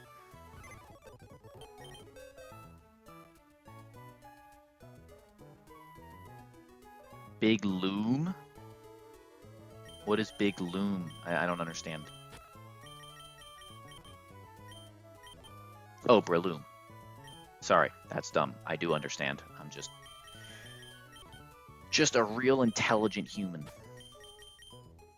Thank you. Future Sight Gaming is my gaming.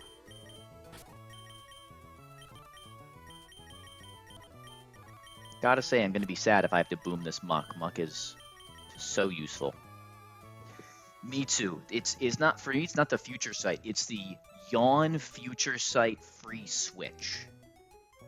That is so satisfying because it lets you fully control, assuming you can fit it on your team, fully control the switch in that takes the Future Sight.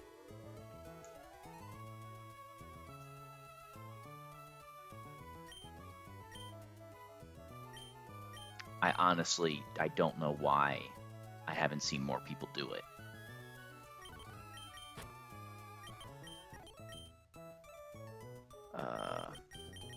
We're just bringing Hammy for the fun of it. Is that the right thing? No, I'm not going to bring Hammy. I'm actually going to bring...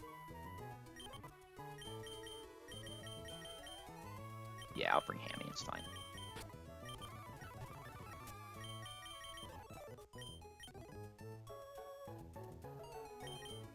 Yeah, you yawn first because after you Future Sight, he falls asleep. So you have a free turn, and you usually want to burn a turn with Future Sight anyway.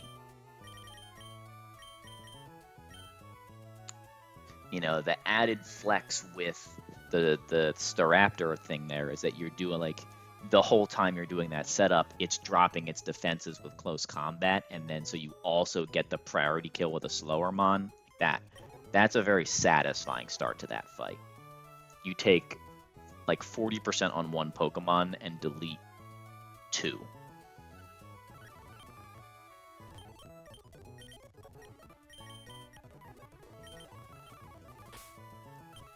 Okay, we got a pre-toxic Arbitral, so we can't get put to sleep.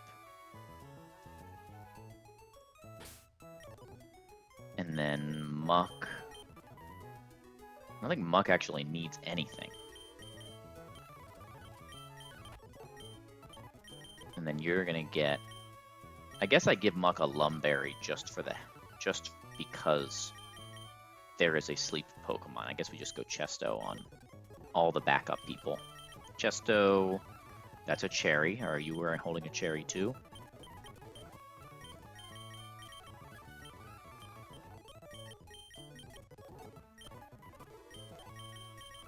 Okay, this was Miracle Seed.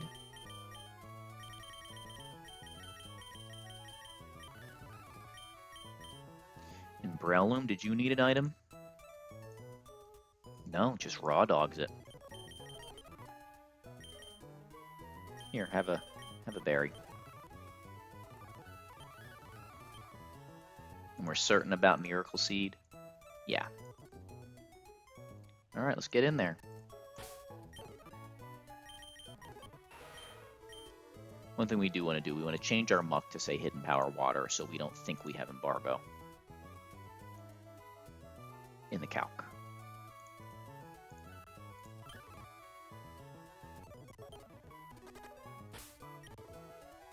Oh, right. I was like, who's taking poison damage? Breloom doesn't take poison. I've been poisoning Breloom so much, I forgot that other Pokemon take overworld damage. I also haven't forgotten one Breloom poison in the whole run. You know how rare that is?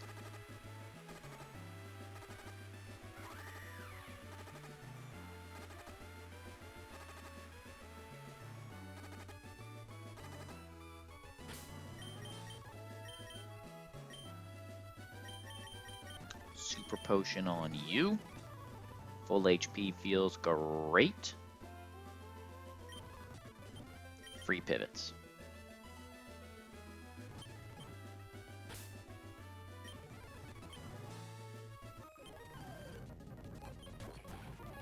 Stunfisk, Woodhammer. Goodbye. Miss Magius. Muck tanks anything. Ghost Gem used. I did not think about the fact that the Ghost Gem got used up, which could prevent us from killing. Are we dead to crit now?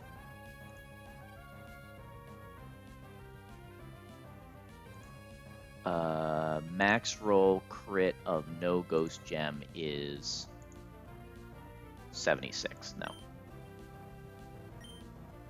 Speaking of abilities you never get, I didn't know that Muck could be Poison Touch.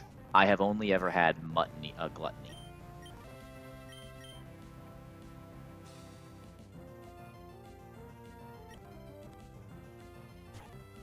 Seismic Toss? Eat this uppercut. Peace! Alright, and then this is sadly like a bad position because this is like randomish move, so we can't go Beedrill. But we can go Hammy. Alright, and now Hammy takes whatever. He can't set up on me. This is still guaranteed. Well, no, this is Psychic or Dark Void.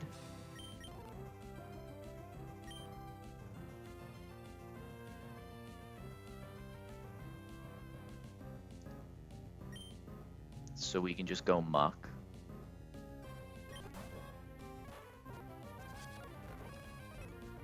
Chestoberry, the value. Beedrill. Dark Void fails. We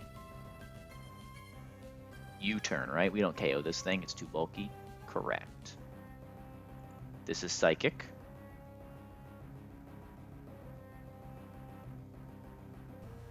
Yeah. We're always dead to Psychic, so he can't set up here either. Why did that KO? Oh, I don't have adaptability on.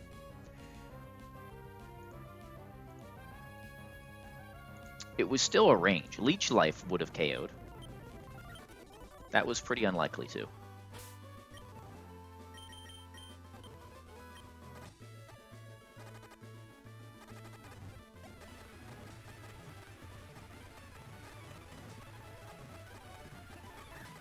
B wanted it. Yeah, there were. Sorry, Masharna 260. 5 rolls killed. So below average range, but we want to save those.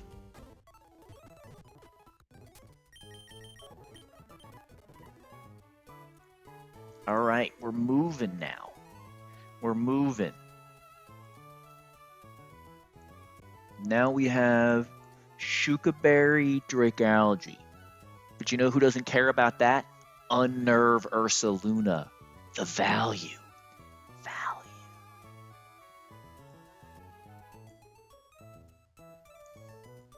You know you came here to see the Unnerve plays. Watch it just not work out at all. Eject Pack Pangoro would come in second on this guy. And click Guaranteed Close Combat. So let's think about that. I think this is totally simple and free. So if we go Ursa, we KO, we get Eject Pack on Pangoro. He's going to switch in his Psychic Click and Gothitelle. Gothitelle has a Focus Sash. Thunderbolt, Mr. Fire, Grass Knot. Yeah. So it's always going to be clicking Psychic into my pal Weezing, who we'll give a Shed Shell to. And then we can just... we can't adjust. KO. Fling doesn't do enough.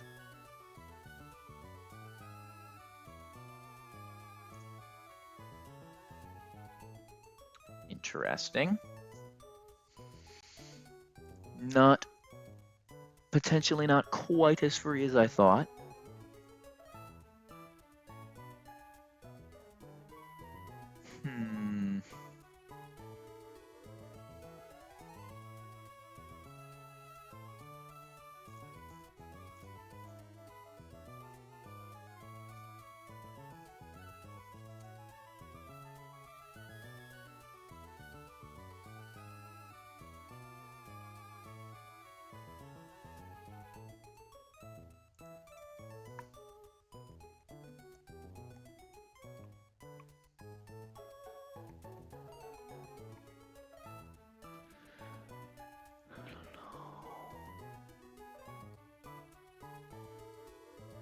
Sure. Let's do a Shark line. We haven't brought Sharpedo in a hot minute.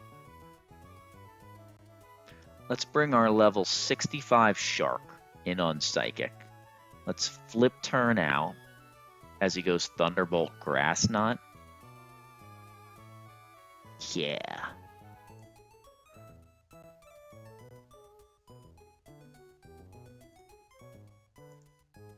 Oh, heck yeah.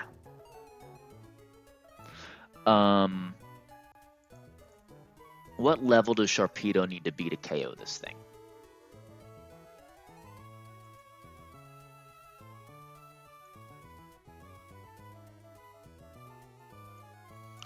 Life Orb. Flip turn plus Crunch with Life Orb does the job all by itself. So, Shark... hold on. We take a Close Combat. We have Shed Shell. We take 11...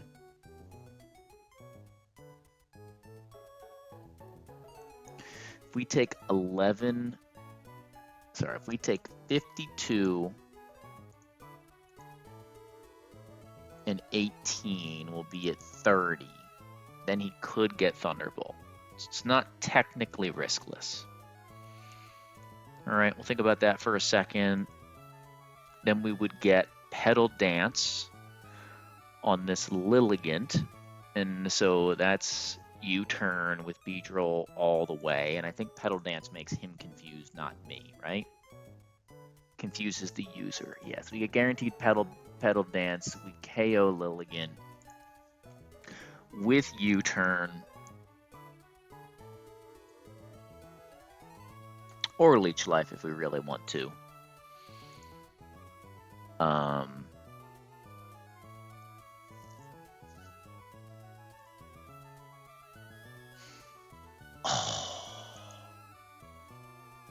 so we can get another Breloom frag. Be so satisfying. Let's make sure this is like actually riskless first. Oh, Draining Kiss? Nah. Alright. Earthquake KOs Dragalge, gets Fast Kill Pangoro.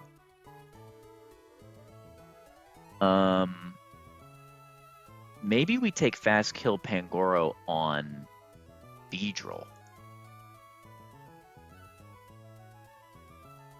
Because we'll get Psychic Slow Kill.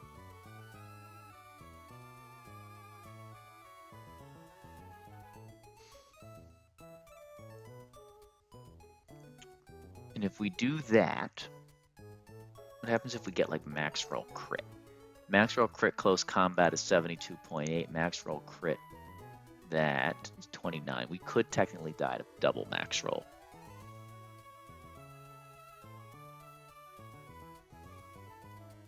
So maybe not.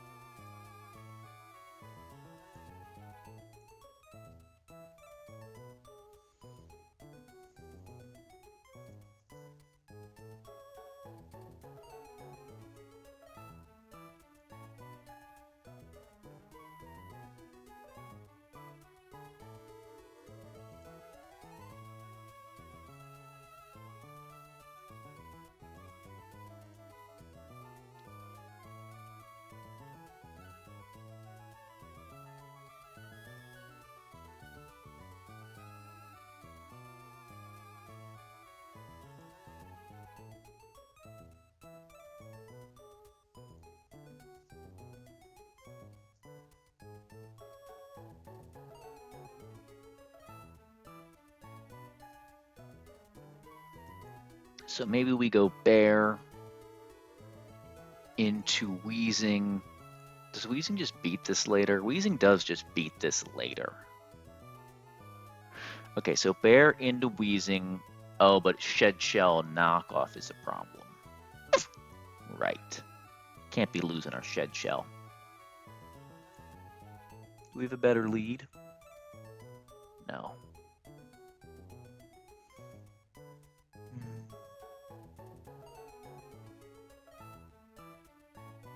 Where's my Slowbro? Where's Slowbro? Where's my Adamant Slowbro Psychic? Y'all watched me export these guys. Where are they? There he is.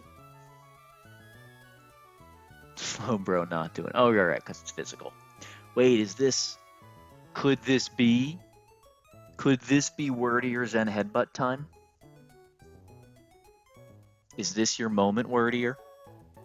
73, Life Orb. Oh, hold on. Hold on now. Are we cooking? We might be cooking.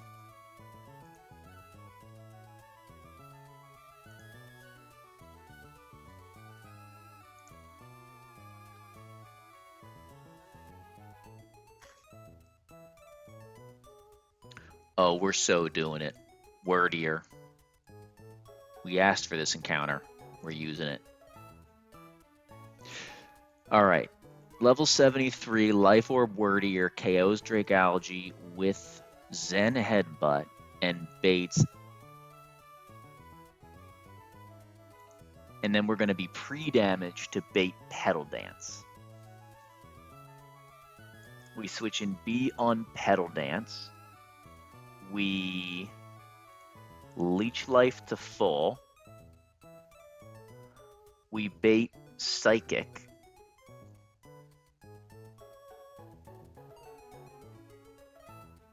Yeah, is that true? No, we're not baiting Psychic. We Leech Life to full.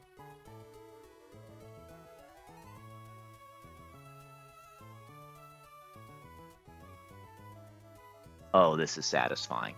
Yep, we're doing it. We teach Rock Smash to Beedrill. So we get the Petal, the Lilligant, we Leech Life, we're full HP. We go, and he's leftovers, right? Yeah, yeah, yeah. He goes Pangoro for slow kill. We rock smash him out with it triggering eject pack so that we get Psychic Gothitelle. We U-turn on the Psychic. We go into Shark. Who I've misplaced. Shark takes the Psychic, KOs with U-turn. We don't even need pre-status on Beedrill. And then we don't need damage boost on... I'm sorry, we don't need Shed Shell anymore. Yeah, yeah. So this is 4-mon free, no Shed Shell. Just going to use... just because we have Word Ear. Clearly a good encounter.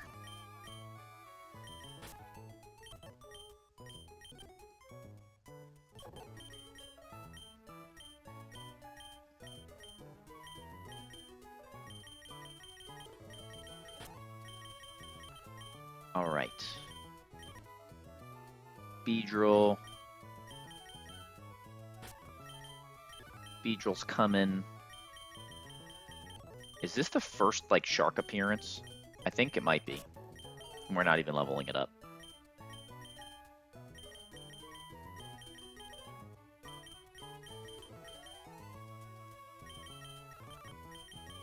Lizzie. And then we'll bring Masharna.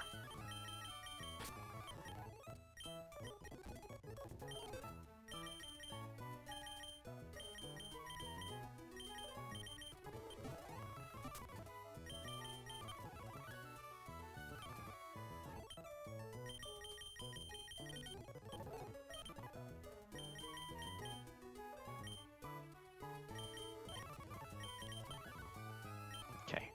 Life Orb, Word Ear. Just wait, we're going to use Word Ear on the Wheezing fight too. It's going to be awesome. Alright, important thing for Word Ear is after Life Orb to be dead to Petal Dance. So that's 127 plus 24.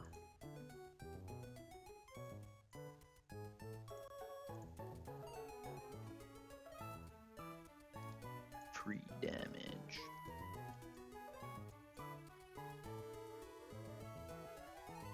Honestly, we're...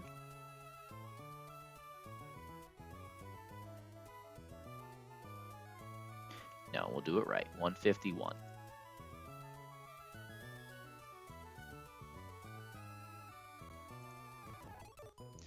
Alright, Word Ear. Cool.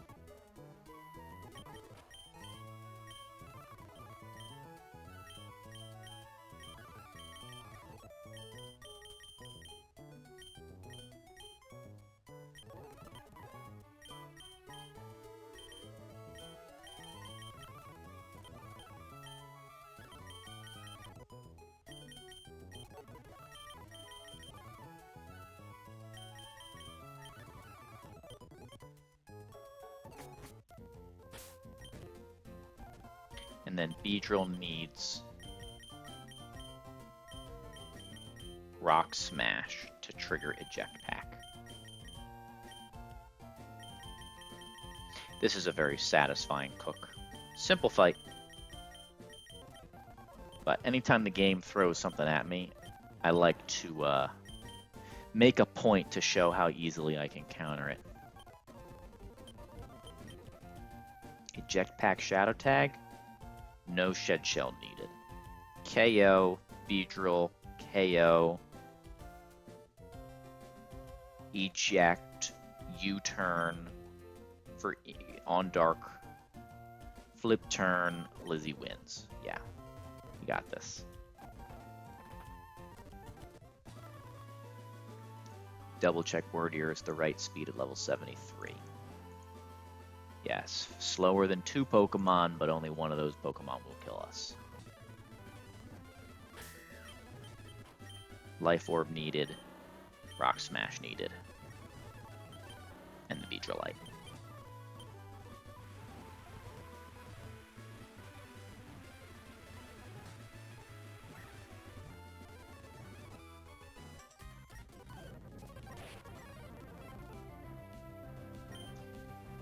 Zen Headbutt. Goodbye, Dragalge. Always dead to Lilligant. Beedrill takes Petal Dance. Beedrill Leech Lifes to full.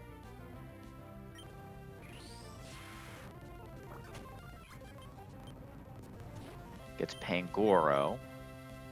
Rock Smash. Drops his defense, triggering Eject Pack. Gothitelle clicks Psychic. We U-turn.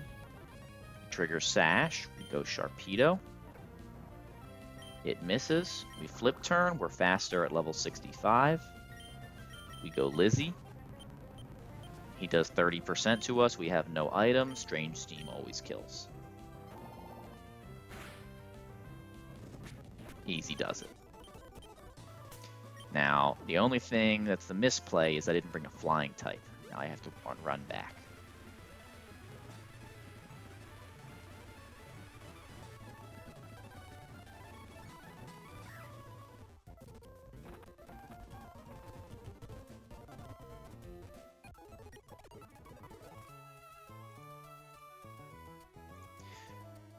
Next, oh golly, I remember this fight. This fight's a little wonky. Okay. So this next one, right? This is a Golisopod lead where it has Bug Gem First Impression. And so the hard thing is how do I get it to not First Impression?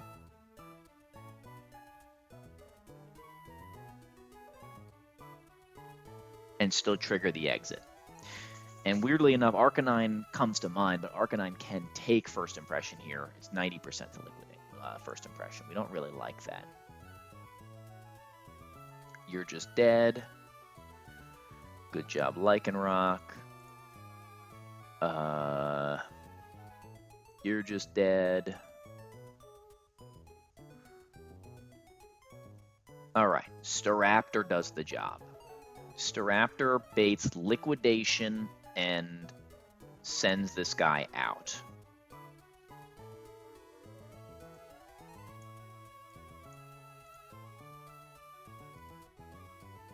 Yeah. All right, so we Staraptor lead. We click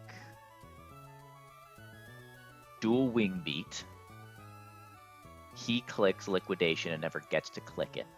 And then the next Pokemon that comes in, well, we fast KO Appleton. It's not you. We fast KO Mr. Mime. It's not you. So by default, we're going to get Miltank, but Miltank is faster than us. Well, that sucks. That's a terrible way to get in here.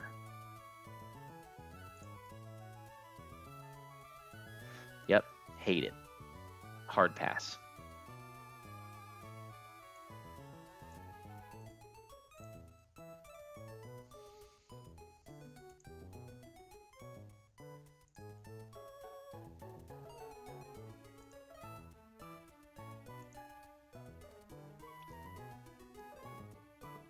What else we got? How about Excadrill? Can Excadrill do 50% here? With a Life Orb, maybe? Life Orb Excadrill can send this guy out.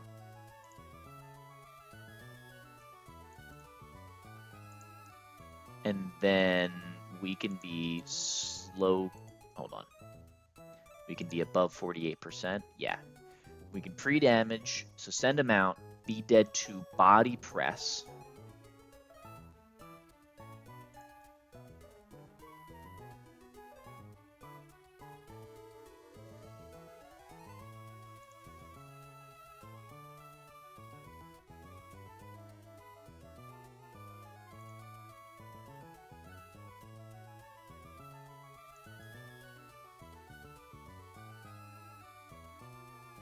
Okay. Switch in Little B. Be dead to bunch of moves. Okay. Beedrill comes in, clicks U-turn on Headbutt Body Slam. Zen headbutt body slam.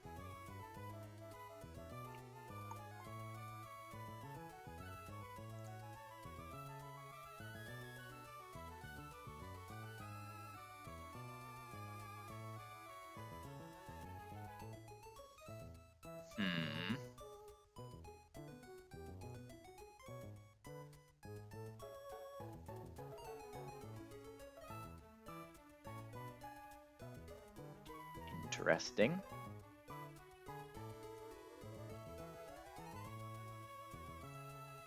U-turn.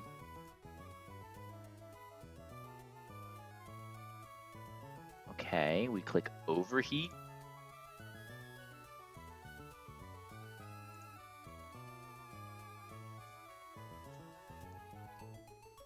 And then what have we taken? We've taken body slam or Zen headbutt into Pyroar. So we're sometimes dead, sometimes not. But we're faster than both. And Appleton out damages me. Oh, but it can iron defense. We care if it iron defenses. Apple acid, body press, iron defense. Let's say it does.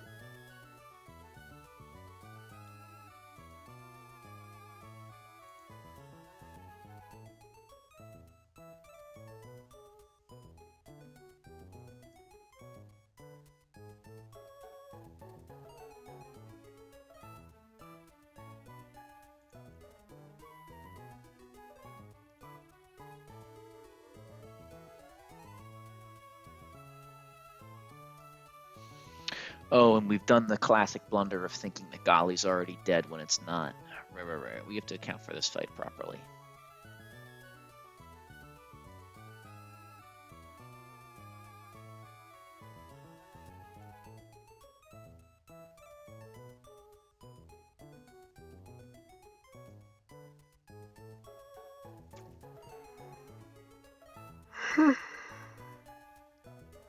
Maybe it's just time for bed.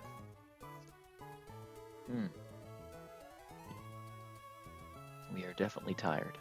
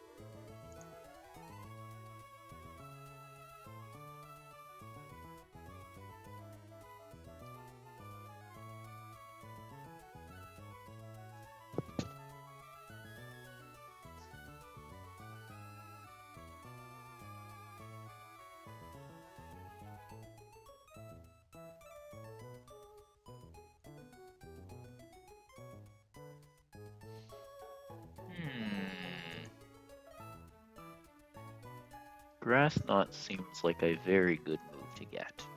Hold up.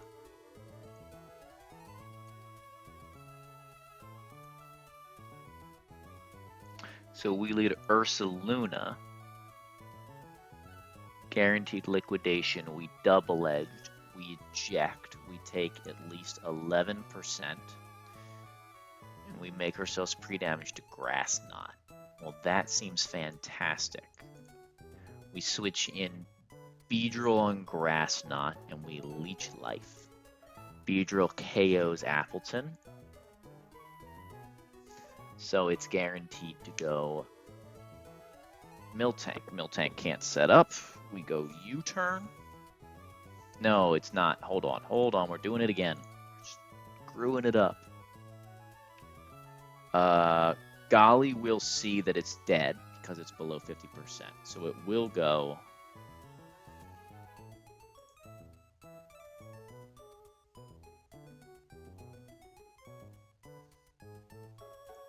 It will still go Miltank. So we'll U-turn.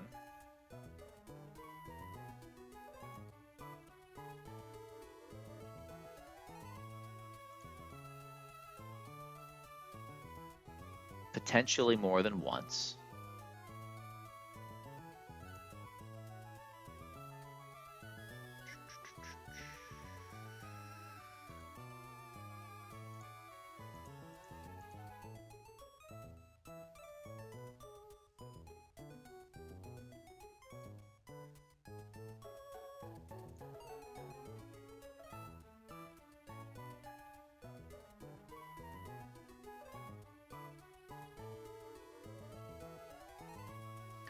All right, we KO you, we get you, we U-turn.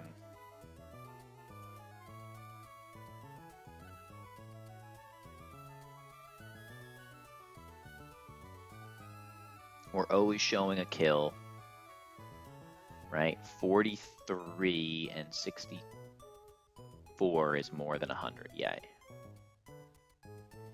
Yes.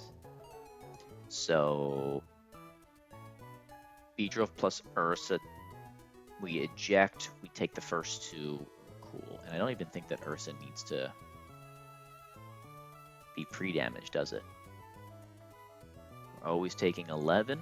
11.8 makes us dead to Grass Knot. So yeah. It's always safe. 1, 2, 3, cool.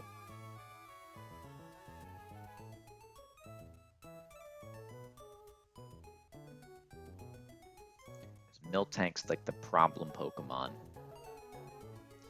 We go back and forth.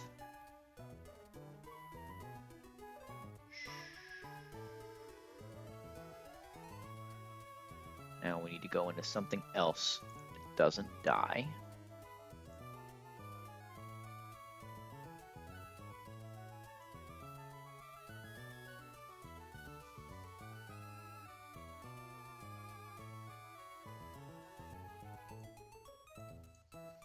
I do think it's you. So we bring you in, we dual Wing Beat, we take a first impression.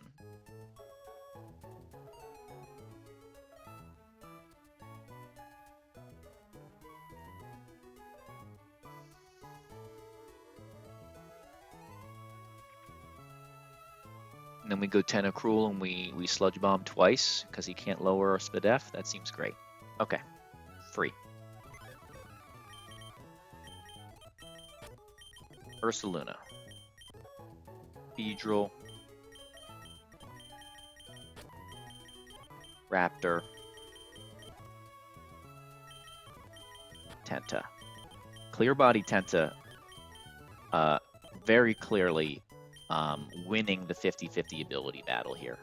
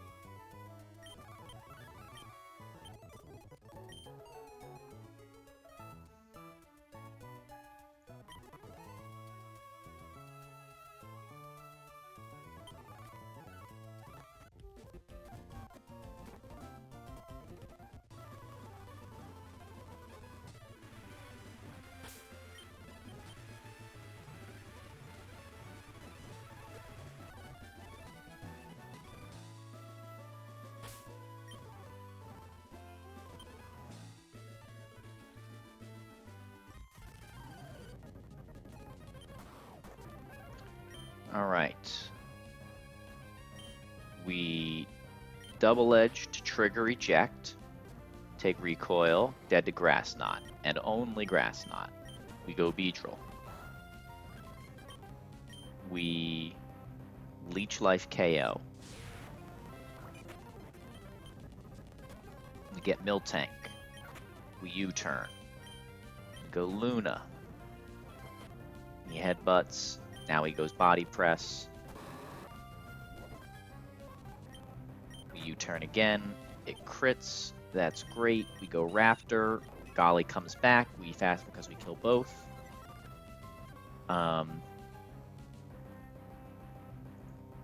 This is Bug Gem. First impression.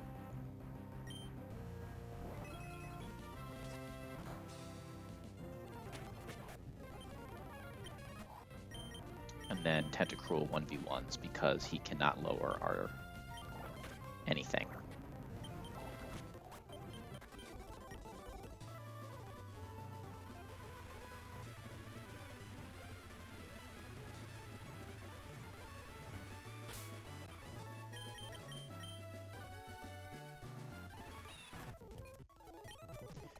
All right.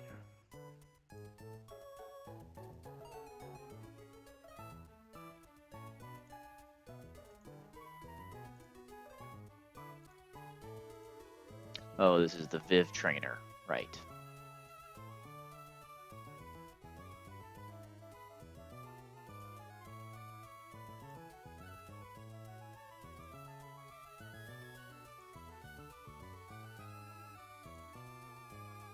So I think we just dual wing beat the lot of them, right? Timid max speed is slower than Archeops. Dual wing beat's gonna KO. We'll give it a sharp beak just for the fun of it. We're gonna KO all of them.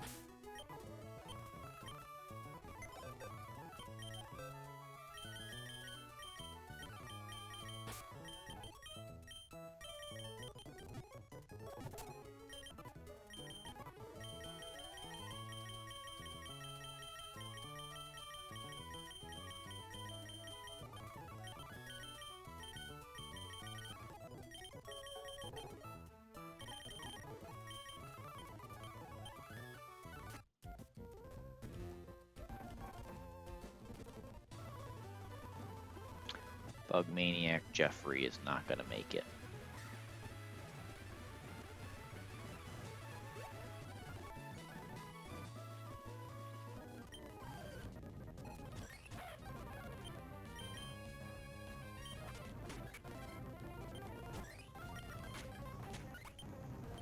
Oh, Viv, you're the greatest.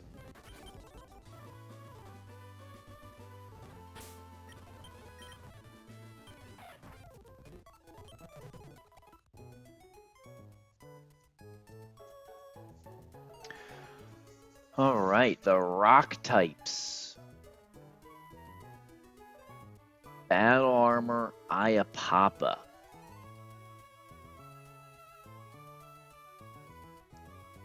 So, a couple of choices here.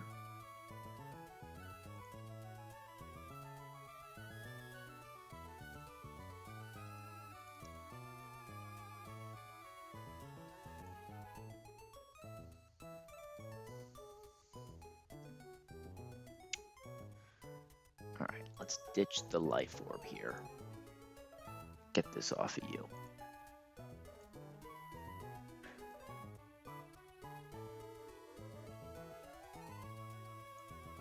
Okay, so we lead with Greninja, holding a Mystic Water, and then we KO with Surf. Great.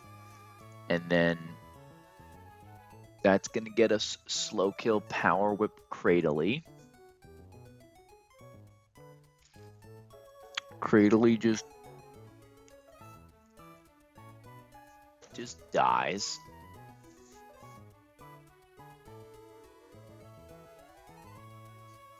To Beedrill, and then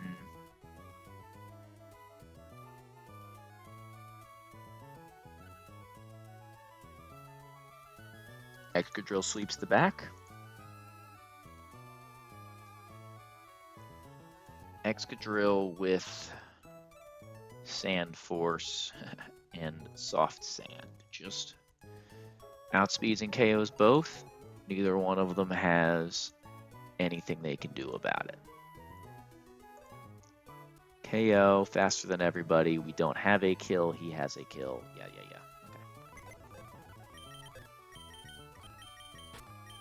Greninja.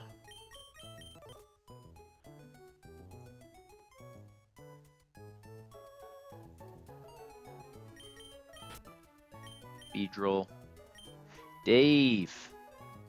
What happened when? When I disappeared for an hour and a half? Or on Winona? A lot has happened. I disappeared. We got some encounters. I came back. We beat Winona. I did some fights. We've done a lot of things.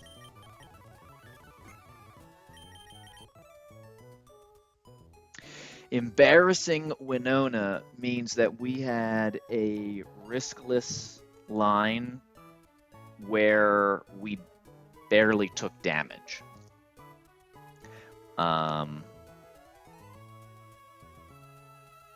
We didn't even take on risk if we got like max roll, crit, seed flare, special defense dropped by Shaman. It just didn't matter.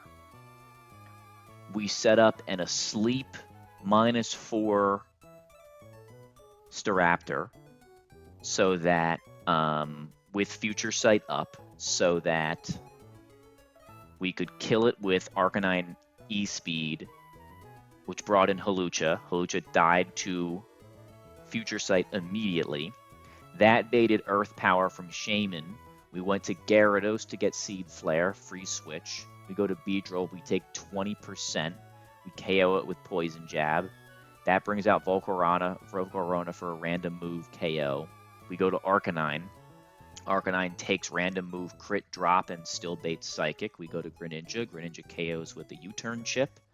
We get guaranteed Celesteela. Celesteela is clicking 50-50, but Torterra takes full random move and guarantees Flamethrower. Hammy takes Flamethrower, and even with all the chip it's taken, it will always kill with Flare Blitz, and it will always bait Altaria Earthquake, which Gyarados takes for free. Gyarados clicks Rock Smash and does like literally 2 damage, but Beedrill does 99%, and that wins the fight. Winona had nothing. That is not me. That I had. If you were to pick 6 Pokemon to beat Winona, you'd probably pick Slowbro over Musharna, but it would do literally like that is the line. Is just I cooked it in 7 minutes. Like I started looking at Winona at midnight last night. I was done at 12:07, except that I thought I was using Lycanroc. I looked at it again for 10 minutes and realized that I had an extra hammy pivot and the thing was free. It wasn't like... I'm not even proud of it. It just wasn't a hard fight.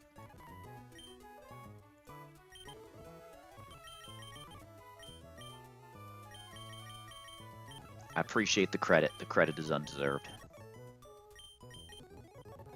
Alright, speaking of free fights, this fight is free. We have Battle Armor, Ayapapa Armaldo that just dies to us. And then Beedrill KOs with a U-turn and Excadrill sweeps. Yeah, I liked my line. The E-Speed sleeping Future Sight thing, where you guaranteed the right number of turns to get close combat drops and made sure that he still had 1 close combat left, so there was no switch AI. That part was cool and technical.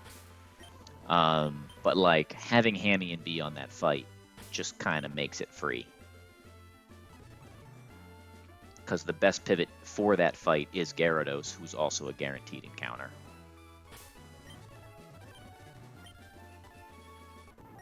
Alright, this is a 3-mon line. Surf. This is Power Whip. Nice crit. We U-turn. We go Excadrill. Excadrill has Soft Sand. No. I don't believe in wasting scales on... wasting's a strong term. I don't believe in spending scales to change a nature unless it's going to save my run. Beedrill is maybe the best offensive Pokemon in the game. And speed is pretty important on it. Adamant makes it crazily overpowered, but all Beedrills are overpowered. Mine just doesn't one-shot stuff. A lot of times I have to U-turn out and finish with something else. This is Earthquake. Let me not use the wrong move and then lose a Pokemon. This is Earthquake. Yeah. I've had multiple Beedrills in my life, and I have never changed the nature on any of them. I will say I had a modest one once, and that probably deserved to be changed, but the rest of the run just died.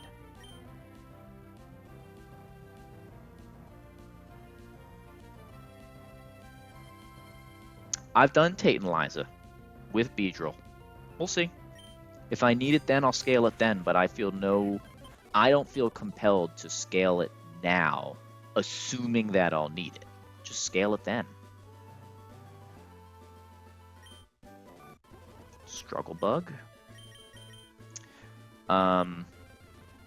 Oh, I should show you the encounters we got. So we had a pretty, I like to delay things. So we had a pretty good decision to make after we did Winona. We didn't take 120 before Winona because we didn't need it. But then obviously you can't progress in the game until you talk to Kecleon, which forces 120 to happen. But we had a little bit of a different world where we have other options. Specifically, as I'm looking at 120, right, you look at the encounter tables and you say, oh, I really wish I had Sneasler. I would love to have a Noivern here, but, we all want Golly. And I already had Quillfish dupe, I had Grimer dupe, so this is just Slowpoke Wimpod, which is incredible. Already an incredible encounter guaranteed. However, I have 114 delayed, and I have 118 delayed. So I'm sitting there going like, okay, so if I take my guaranteed Araquanid on 118 Surf, then I can go over to 114, and I can maybe pull a Slowpoke. Awesome. But none of that happened. So instead, I don't have Overquill. The way that to me, that's Quillfish line. So in my ruling, variant lines are treated together. The same way that I trade Weezing for Galarian Weezing, and the next run I can't have either one. So that's just how I play. I think that's player to player. Right. I got, Quillfish and Slateport, so I couldn't have caught Hisuian Quillfish, so therefore Overquill's gone too. So what I ended up doing is pulling Surf Encounter here, and we hit the 30% Bro, which is great. I would have been fine with Slowking because either one would guarantee me that I can't have the Slowpoke line. So we did that. We hit the Slowbro, which gave us guaranteed Golly, and then we picked up our Kecleon. So we feel pretty good about the Pokemon we got. But let me show you the Pokemon we got. We'll start with the guarantee. We have Gentle, minus defense. This one's fine, right? You really just want HP attack and Spadef on this. So I'm cool with it. It's not a good Kecleon, but it's fine. Then we have this guy, also Gentle. Min defense. Bummer. But it's a Golly, and Golly is great. And it feels like if you're going to have a guaranteed Golly, that maybe it shouldn't be that good. And then lastly, we got this Adamant, Oblivious Slowbro with 3 defense. So, great Pokemon, bad versions. That's life. Still beat Matt's Gyarados, I think. Matt. Oh, the Mega Gyara. I did not take Slab. I really like delaying. So here's the thought process on that. I, crazy as it sounds, am delaying this because I have guaranteed Octillery, which I may need to beat Space Tag. If I can't get past Space Tag, if I can get past Space Tag without it, right? Imagine routing for guaranteed Octillery. This is the world. But you're talking to the guy that scales special attack on Barraskewda. You're talking to the guy that spent a candy on Lumineon for bounce to beat Kubfu, all right? I will spend resources on stupid things to invalidate fights. And so Octillery might just be the next in a line of resources spent on bad water types. No disrespect to Barraskewda. Great water type. Mine's just as bad of one as you can get. And even if I don't do that, right, I have 60% duped out, so I have another 50-50 for Primarina, which we both know I'll miss later on.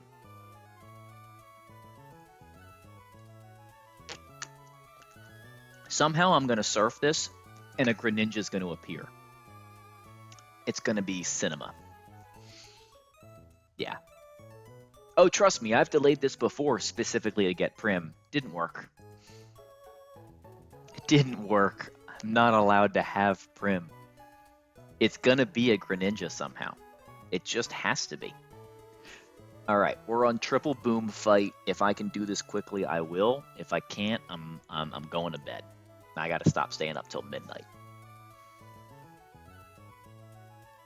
Choppleberry Licky Licky. Man, what we wouldn't give to have Guts Bear right about now.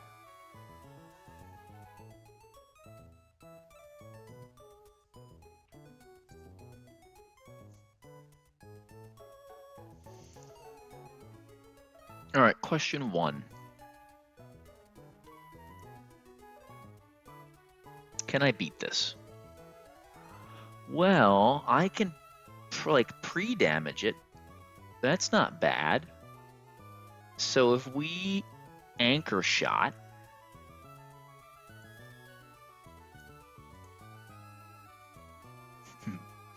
Prim. Oh, Prim, how you torture me. All right, so we click 1 Anchor Shot, and then we switch on Guaranteed Knockoff into what? Or what's the other way we do it? The other way we do this is like a Mega Beedrill U-turn, which does do more damage.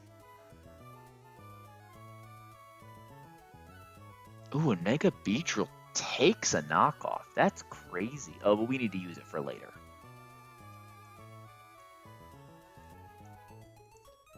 Hold up. 45, 50, 60, not quite. Not quite. So we go Beedrill, we tank the Body Slam on the, then we get, I guess he could boom. No, he can't. We're going to pre-damage. All right. So we get our damage.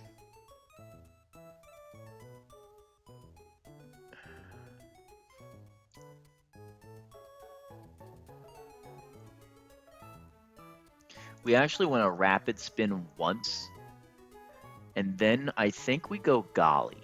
If I remember, this fight is just about setting up the beginning, so I'm going to assume that that's still true.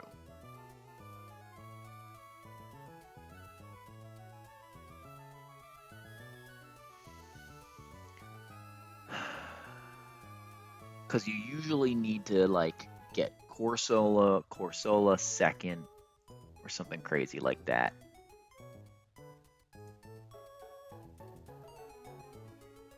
Oh, Beedrill doesn't kill.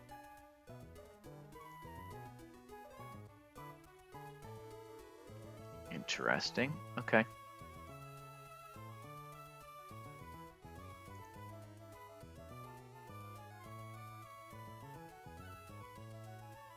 Okay.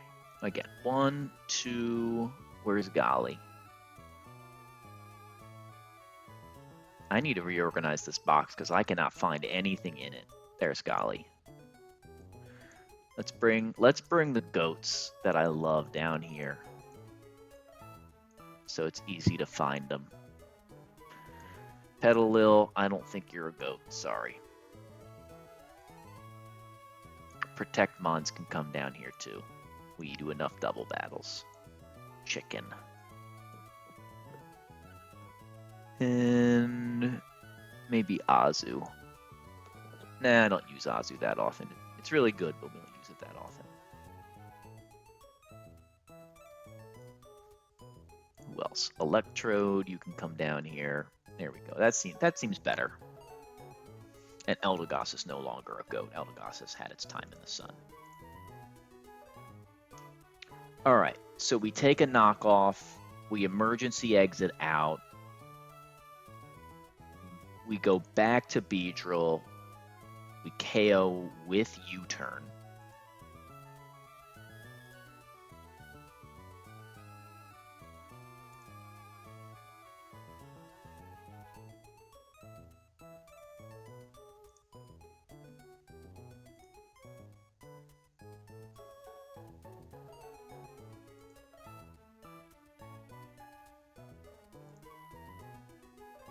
And we go into Obstagoon. Sure. We go into Obstagoon, who is slow killed by Zora Arc. We get guaranteed Aura Sphere. We go back to Beedrill. We U-turn KO that fool.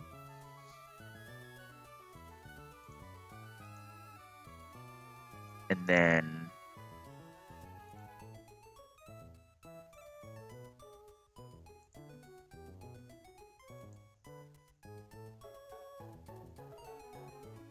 doesn't Archeops like sleep the back of this?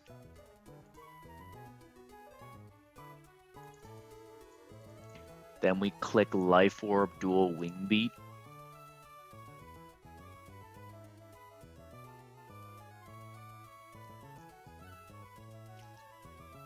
And Freeze Dry. Not Freeze Dry. Life Orb Dual Wing Beat and then Rock Slide or something, and all we have to do is make sure that we're dead. This feels risk-free. All right, let's look at this again. U-turn, free into Delmise. He can't boom because of pre-damage. We rapid spin so that he's in range but never dead to crit. And then we get one knockoff. One knockoff always gets us a second knockoff. We go Golly, we're pre-damaged. We switch, free switch back into Beedrill. He's not sheer force.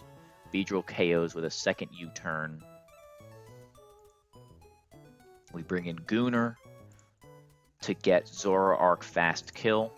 Does anything else fast kill us? No. Obstagoon's dead to Explosion, and Obstagoon's faster than Corsola. So it is guaranteed Zora Arc at our current level. And it's always Aura Sphere. Beedrill takes Aura Sphere. He's Dark Gem, not Sash. We U-turn KO. And we go Life Orb, Aki, Archeops, Dual Wing Beat, and we just need to be one tick above Freeze Dry.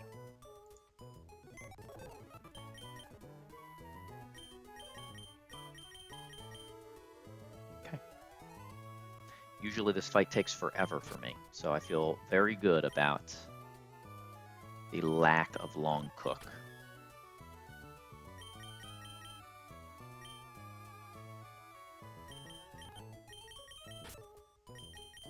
Delmise value also feels good. Okay, let's make sure we get the Golly HP right as well. You know who did a pretty cool line on this one? Is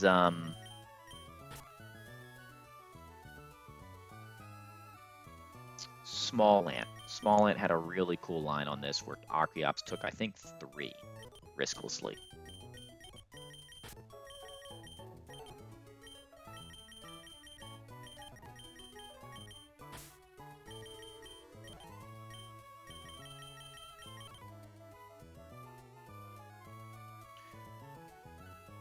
All right.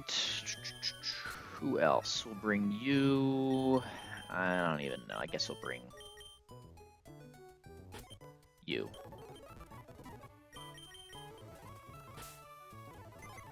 Guess we should bring something sackable if we're worried about that.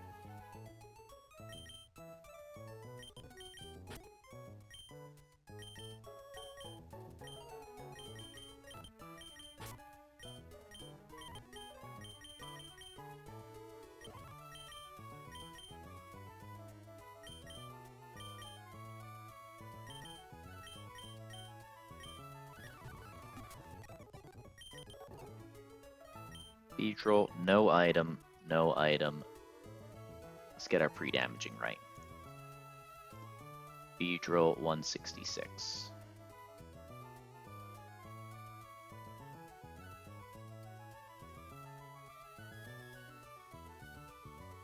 No pre-damage on you. Golly needs to get... Golly has 200 HP. So we trigger... Oh, right. We should probably pay attention to these percentage things. So...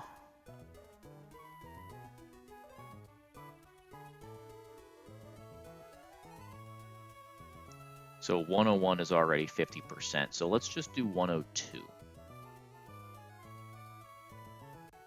That's safe.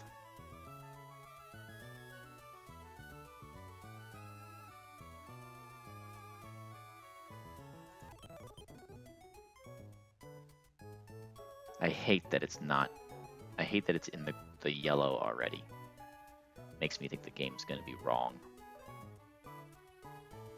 And this is important.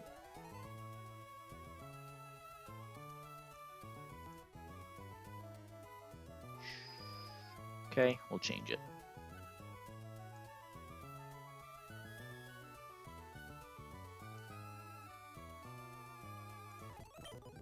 There.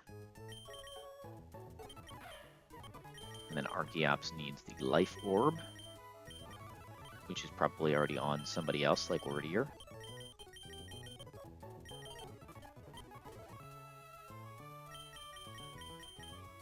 Okay. Wordier.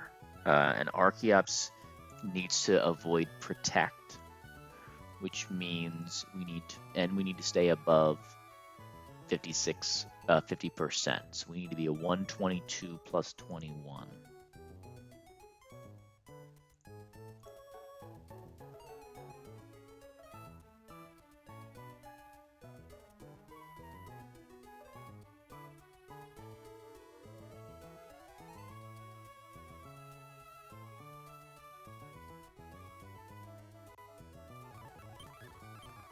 All right, Beedrillite, U-turn,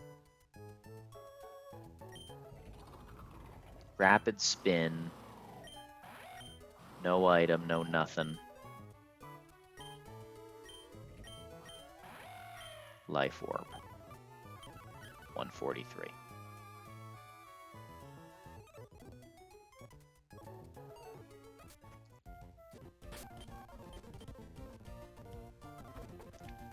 All right, we think riskless. And we use different moves on Corsola and Glalie, so Curse Body doesn't matter either. Or Perish, oh, it's Perish Body.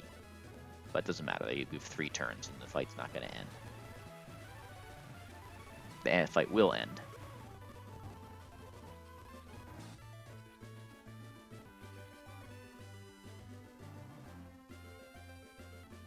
Hello, Natural Gift Lady.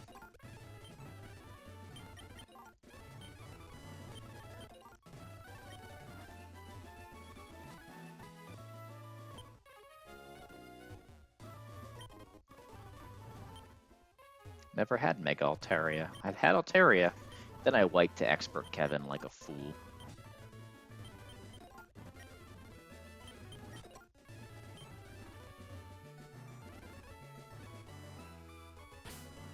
Natty Gift Online.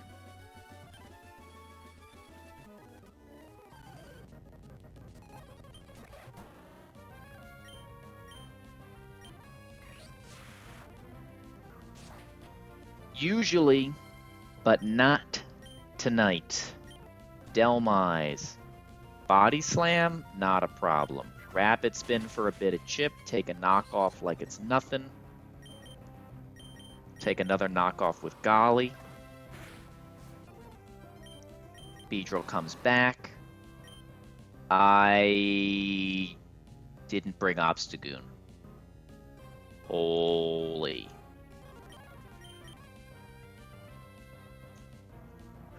No longer free. You have to bring the Pokemon that make it free.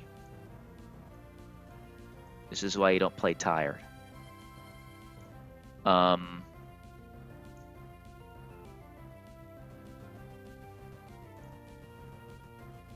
Can we bait an Aurasphere? We can bait a Night Days.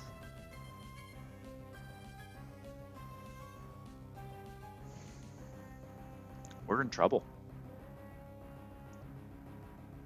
This is why you don't play tired. This fight was, I mean, is absolutely free. All I had to do was bring Obstagoon so I could pivot into it. I had Obstagoon in the calc, just didn't put it in the team. What if I burn the Dark Gem? If I burn the Dark Gem, does Hamilton bait Aura Sphere? It does. But we brought Wordier. We didn't bring anything that takes the Night Days.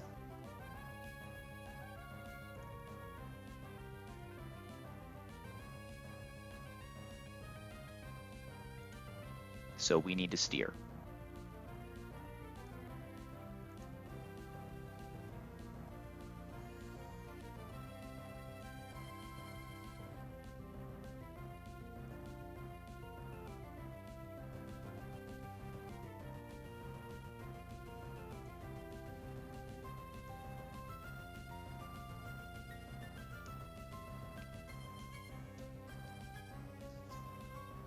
This is so bad.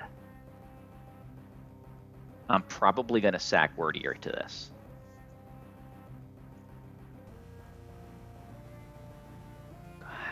Man, of all the things, forgetting a whole Pokemon is not what I expected to mess up.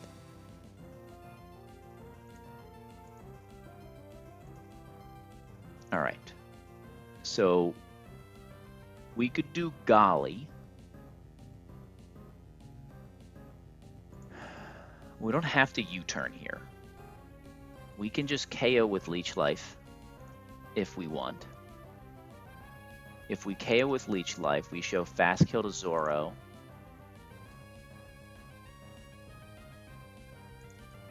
And nobody else. So he would be doing Shadow Ball,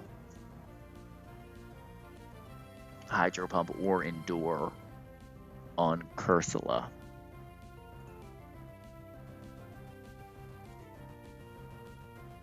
Or even Explosion. Jesus Christ. Wordier is definitely on the chopping block, but it has a shot to survive. Oh, no, it doesn't. It's dead to Night Days 100% of the time.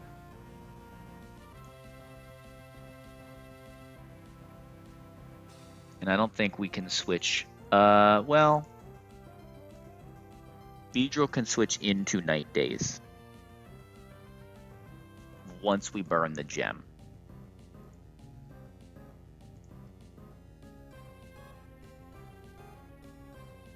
So we need to bait.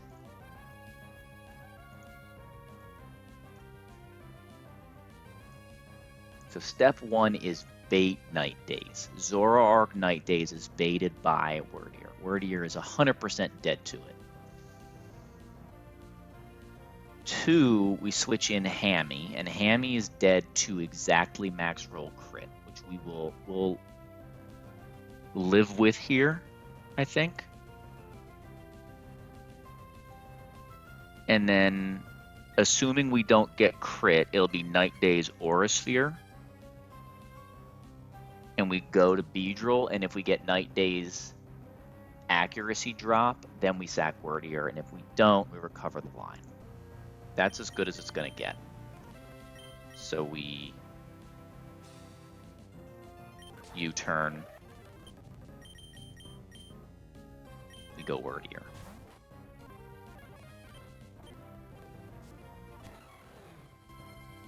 Glalie, gotta say, very scary when you're already steering.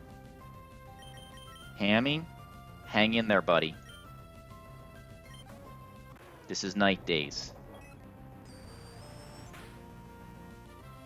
Okay, 100 HP. 100 HP. No Dark Gem. This is almost always Aura Sphere. There are 4 overlapping rolls. Aura Sphere.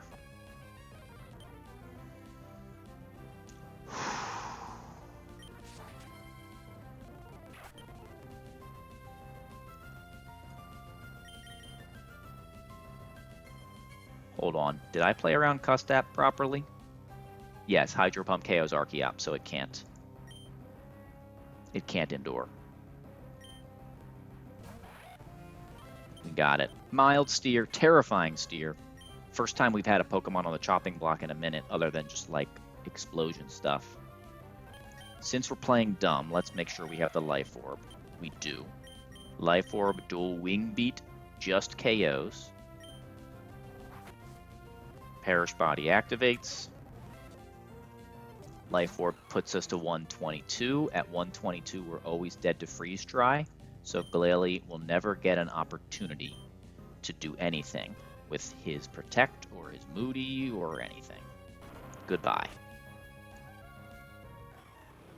Let's go, Dave.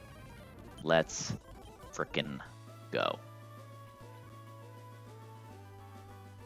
It's always the Ninja Boys.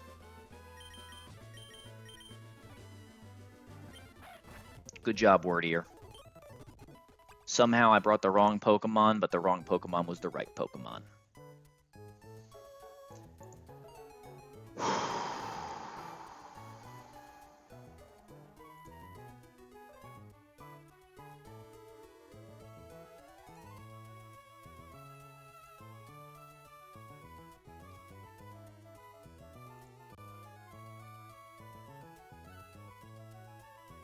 Alright, if that's not my sign to go, I don't know what is. So, I'm not going to let myself look at this fight. Dave, thanks for coming in. Just in time to watch me fraud. Haven't frauded like that since Flan. It's always an Archeops fight. You saw our first emergency exit of the run. Pretty good. Pretty good day. This run brought to you by Winona. Winona sucks. She's washed. Alright, let's have a look at the box. Box is looking real solid.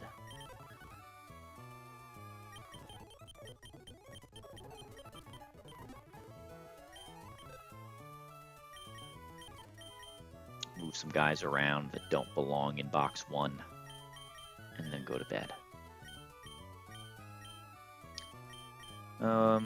Shark's not getting used very much.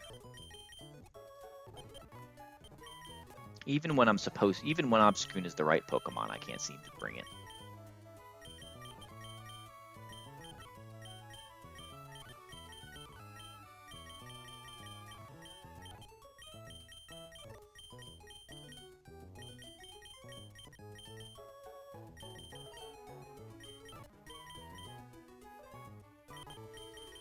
Lycanroc, you haven't been useful enough recently. You can go over here. Alright, is anybody else under-leveled in this box that I need to move?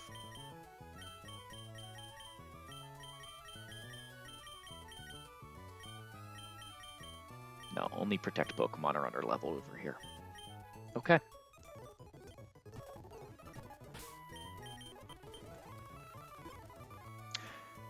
Dave, adios. Let's find ourselves a raid.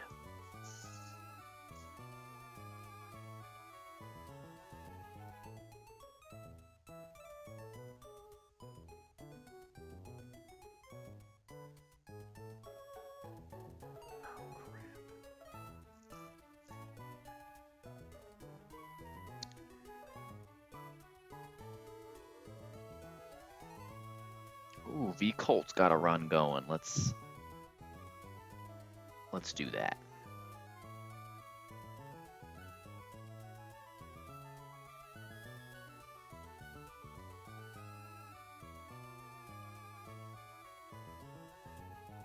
Oh, let's hit up Cheesemo. I haven't actually raided Cheesemo in a minute. Peace out.